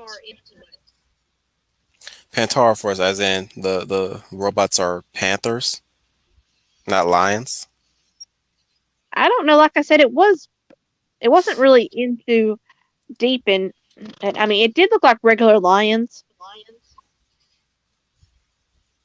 Whatever. It passes the past. But yeah, that's one of my main criticisms of Voltron Legendary Defender. Not the other superficial BS that a lot of people criticize that show for, like Yeah, Shiro's boyfriend. They just brought him in just for him to die. That's not gay representation. I'm like, no, that's a character in a one-shot, uh, 5 episode storyline that they told before the Voltron Force come into play. That was good storytelling. That that that that that one character's mistake ultimately led to the death of other characters. Sure, there's characters that you don't care about, which boo-hoo you that you don't care about these characters. But it really showed. I for one like that storyline of Earth's side of meeting Nagara, of fighting Nagara, while the uh huh. Voltron Force was trying, while the Voltron Paladins were trying to get back to Earth. I like that story. It's not even a filler episode. It was a setup to what they're going to be dealing with when they get to Earth. So I like that. I again, the character, like they're talking about gay representation. What you want your characters to be? Sitting at home, worrying about their flowers, like Shira's Bo's two dads. Somebody got into an argument with me about the somebody got into a big argument with me in YouTube comments one time about Shiro's boyfriend. I was like, you know what? In Shiro's boyfriend's defense, he actually went out of his way to protect Earth. Yes, he died in the process, but he went out there heroically protecting our planet. And she says at least Bo's dads are still alive, and yet, and I was going to add, yeah, what are they doing? In fact, the very same episode that introduces them, freaking Shira figures out the technology that they've been studying for years now. And even then, after that episode, we don't see them again. They don't do anything. None of the parents do. Save for Glimmer's mom, none of the grown-ups And are doing anything. yeah, So and then go poor ahead. and then poor Queen Angela ends up trapped in a void for all eternity, and apparently even in a idealistic dream world, um, Adora uh, just leaves Angela there. What really killed me was that Adora was the only one that's broken up about the fact that Angela is stuck in a dimension, whereas Glimmer's not. Yeah, I didn't watch the show. This is from I gleaned from this from MJ Tanner's channel, who covered that yeah, series. me too. And I was like, yeah, why is Adora the only person that's mourning after Glimmer, whereas everybody's trying to work like like like Glimmer, not Glimmer. Yeah, she's more Angela, and Glimmer's the only one worrying about her coronation. I'm like, wow, you still hate your mom. That's disturbing. Well, I did That tell is you that very that was disturbing. supposed to to represent the Noelle Yeah, yeah. Stevenson's relationship with her mom, but just honestly, this just makes it more disturbing. I know. Like, you really want your mom dead? That's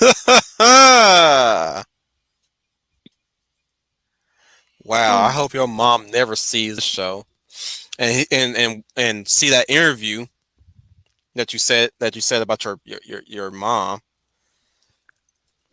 But then again, you wouldn't even care because you probably don't even live with her anyways. Oh, did you also bring up the fact that she has a unhealthy relationship with her her wife. Yeah. A- Apparently during the production, she was doing some self harm. Uh, Hmm.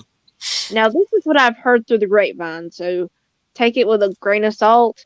And it, well, her apparently her wife and that well they had an open relationship, and her wife is bi, Yes. so she's having relationships with men and women, and Stevenson's not really well. Let's just put it this way: when her I think it was actually members of her production crew that were pushing her to get help instead of her wife that's supposed to care about her. We'll talk about that some other time. You want to wrap it up? Yeah, man, it's almost 11 o'clock where I am. Exactly. Yeah, I know you're 2 hours behind. Yeah. So I want to thank everybody for coming by, um hopefully this has been informative to you. And we'll kind of As help. much as we could while we rambled on here and there. Yeah, and one thing I do want to leave with you is, you know, one, don't be afraid to create new characters. But the key You gotta whenever create you new do it characters is, anyways. yeah, is actually make them characters. Don't make Try not to make them types, and try to give them some depth. Quick And advice don't for that: if you want to avoid stereotypes, write them as they happen to be, not as they ought to be. As in, don't write them specifically. Don't write a black character specifically because they're black. As in, they do everything what you think black people do. You can write a black person that can enjoy quiche or coleslaw, not just specifically chicken and watermelon. If it's chicken and watermelon, that's a stereotype. If it's chicken specifically, that's not technically a stereotype because chicken is loved by universally anybody. But I'm saying is you can write a black character almost the way how you would write a white character, and nobody would bat an eye, or at least not normal people won't bat an eye. You don't necessarily have to specifically put dreadlocks on a black person's hair. You know, just Yeah, write them as they happen to be. Write them character first, then add the traits second. If you want them to be a black person, then make them a black person. If you want them to make them a Chinese person, now this is something that I will say you will have to really do some research on. Definitely designing them or you wise, risk yes. ending up being like live action Mulan from Disney. Or Raya, unless you want Actually, want them to be Asian light. yeah. Wait, I thought Raya was supposed to be more Thai. No, she's supposed to be East Asian. Hmm. Even East Yeah. Asians don't like Raya. Real East Asians don't like Raya. They're not happy about it at all. But yeah. So yeah, write them as they happen to be, not as they ought to be. Now, as far as religions and culture concerned, you do have to do the research. If you really want to go for the authenticity of the cultures and stuff like that, do the research. Yeah. But don't make it like their top character motivation, character talking point. Like like if you start your sentence speaking as a Native American, I have expertise in spirituality. That's dumb. That's not how you write No a one Native talks American like character that. like that. As a Native American, I have a specific expertise in spiritual connections. No, no, no. Do not write like that. Do not write that character specifically to use spiritual instance. Now, Second Sight, a game that I played one time, did use a Native American character, but they didn't use them specifically to be the spiritual aspect of the character. They used her occupation, not her race, as the way to go. She was the spirit medium, yes, but that's not. They didn't outright say, "Oh, it was due to her Native American heritage why she's a spirit medium." No, she went to research and studies to get into that field. Yeah, yeah. Or in the case of one of my characters, um, Poison. He is a doctor or healer. Um, you know, one thing he has had to learn, and he learned it through going to other clans is how to cure poison or extract venom. Hmm. You know, Samurai it's a Jack, specific Samurai tool. Jack. Think Samurai Jack. He learned archery from where? Scotland or Ireland Uh huh. or something that looks like Ireland or at least an Irishman. He learned the bow staff from Africa, an African. He learned how to jump good from monkey people, and he's a Japanese character. Yeah. I think that a lot of people are hesitant to do that nowadays. I'm like, if you're a white person, if you want to write a black character, write a black character. There is no restrictions. There is no rules. Write a black character. You guys been doing that shit. I'm about to swear. You've been doing that stuff for years now. Why would y'all stop now? What was? Why are they trying to stop you now? Why would you even want to stop? It's how you learn to do better as a writer.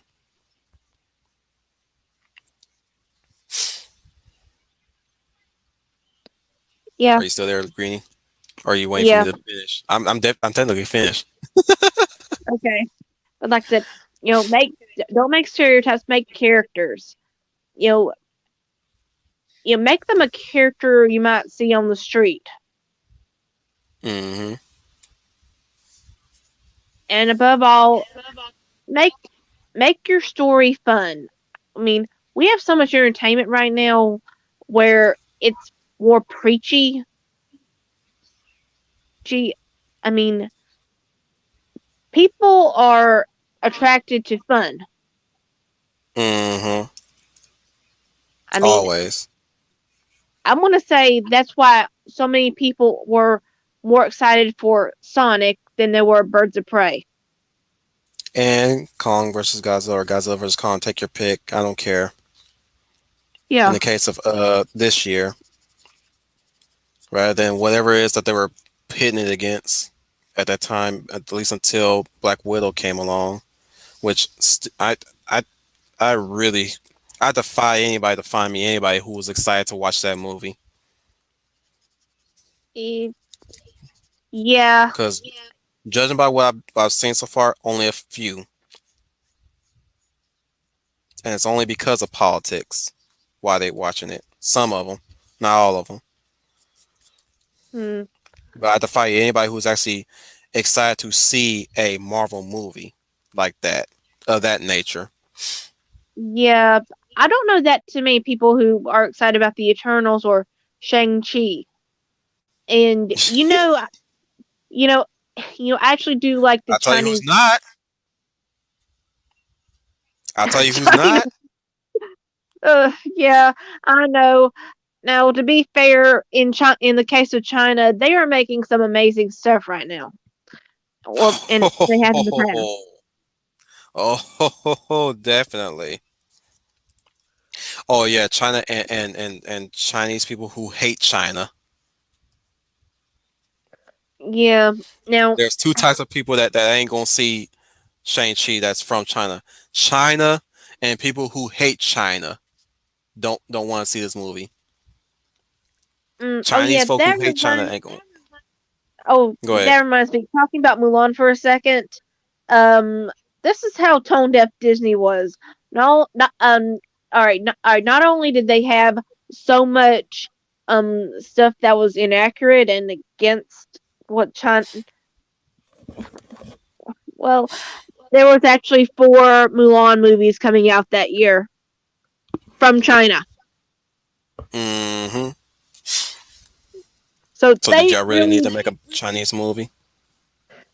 yeah. Now, oh, that reminds me. Did you ever get a chance to watch Brotherhood of Blades? No, I do think it's still on Netflix, but I know you sent me the Tubi link. Yeah, and Tubi actually also has the sequel, Brotherhood of Blades 2. Oh wow. Now I Yeah, think I'm assuming I did watch it, but I vaguely remember what went on in that movie. okay. Well, don't worry about it now. But yeah, there are, but and well, actually, we are getting more Chinese these movies coming in, and I know that my local Big Lots stores have been getting several on their DVDs on their shelves, and obviously Tubi's Big getting a bunch Lots. of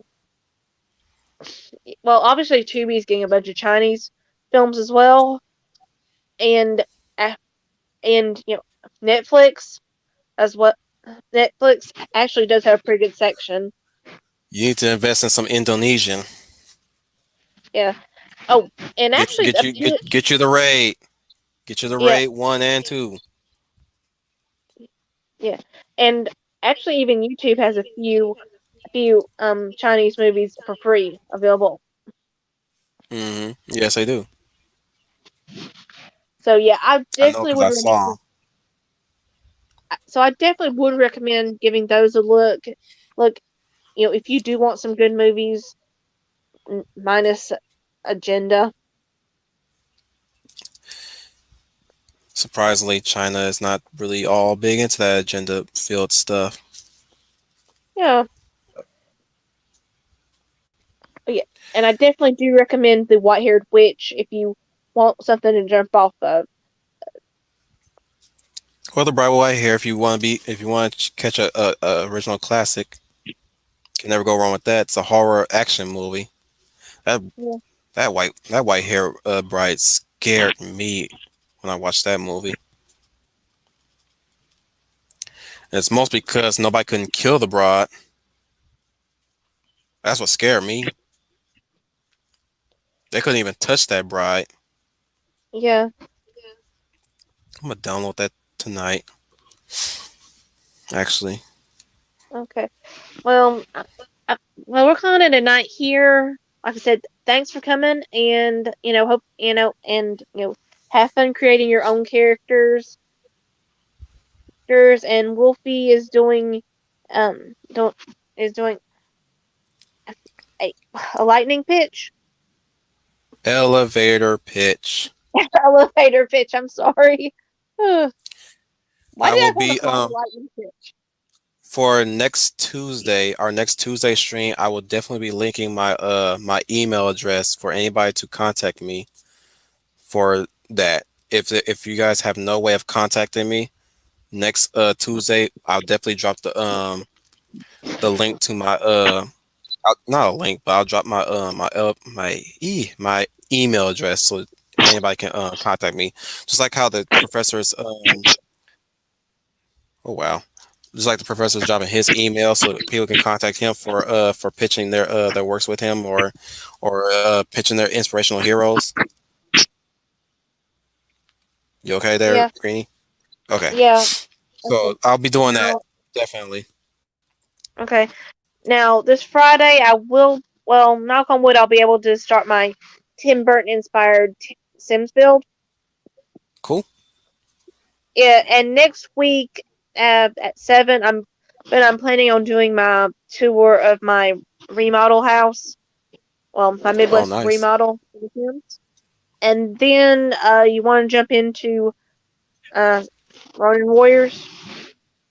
Yeah, I'm still able to do that. I don't know what kind of work schedule I'm going to be working with in the future, but I'm hearing some changes are happening at my work, and no, not Okay. that kind of changes. Just seems like we're pretty much going to normal capacity again or normal days again. We'll see, because I work in the Okay. evening, so I'll keep you updated in case anything. Keep everything. Just basically keep everybody informed on what's going on my end. I've already dropped an Okay. application to this one place, so I might switch jobs, or maybe I'll just be working two jobs. We'll see how that works. So, yeah,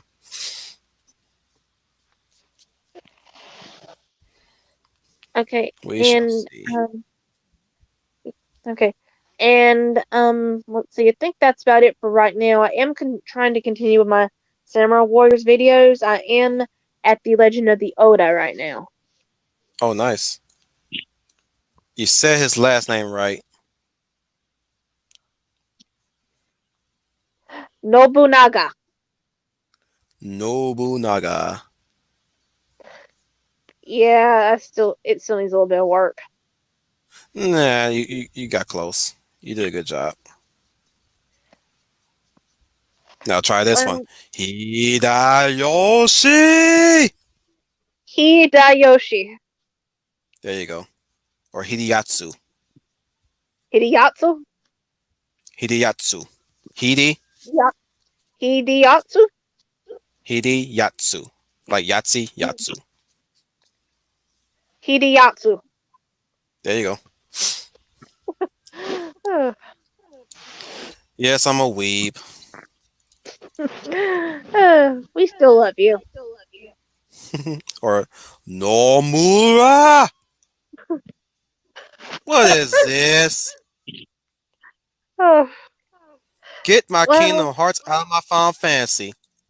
Right now. actually, Not now, but right now. um, it might actually not have been Nomura that done that. We always like I think we blame him because he was the inventor of it. So we Yeah, just need it turns out we it just was do it for actually fun's sake. uh what's his name? Uh Kitase that was Kitase? suggesting that, yeah. Um yeah, the main change that Nomura got in the game was having Sephiroth. Well, that was that Sephiroth battle, Mm. and I gotta say that was a sweet battle. What battle? Where's that at? It was near the end. Okay. Which I'm still not okay with that. I like I said, my issue is that I wish they would have kept Sephiroth as an enigma. Yeah.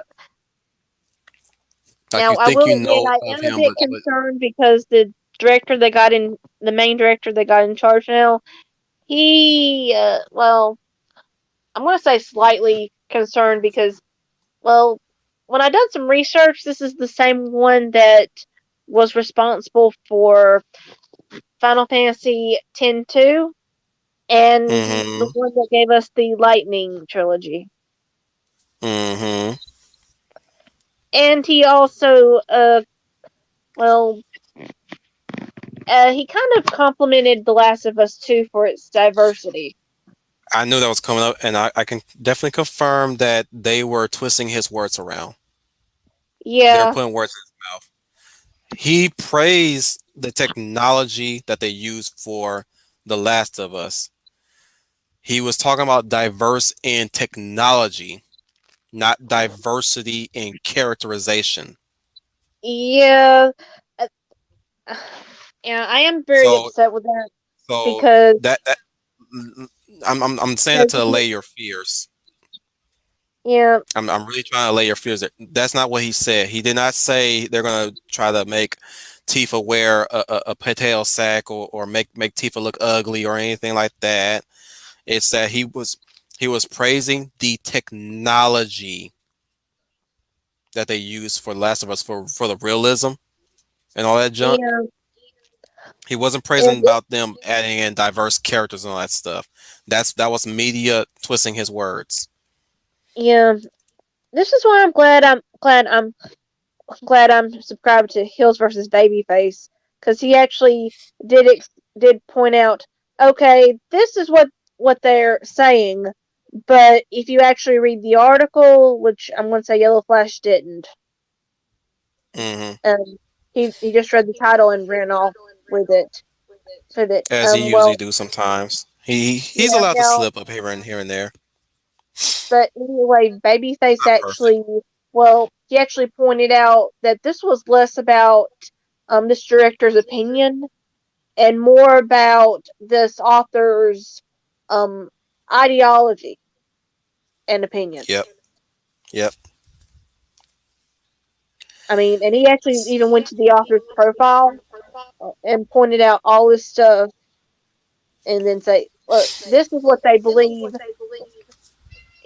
They're trying to, and they're trying to project this onto this other person." They're trying to ruin Japan is what they're trying to do Yeah, in every way possible. They're trying to ruin Japan.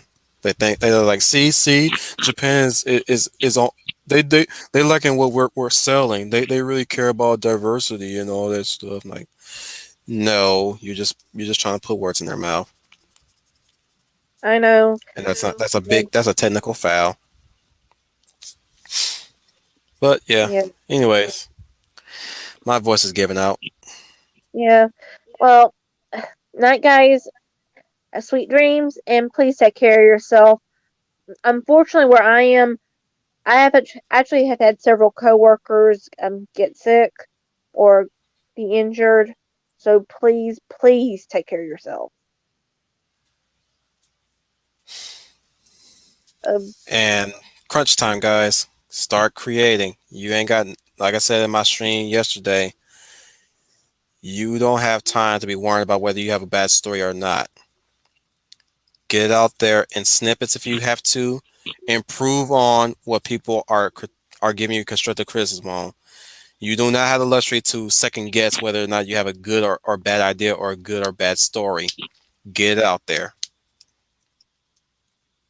and I'm gonna add one more quick thing: is you never know until you try. Hmm. So Take care, until next time, guys. night. Hmm.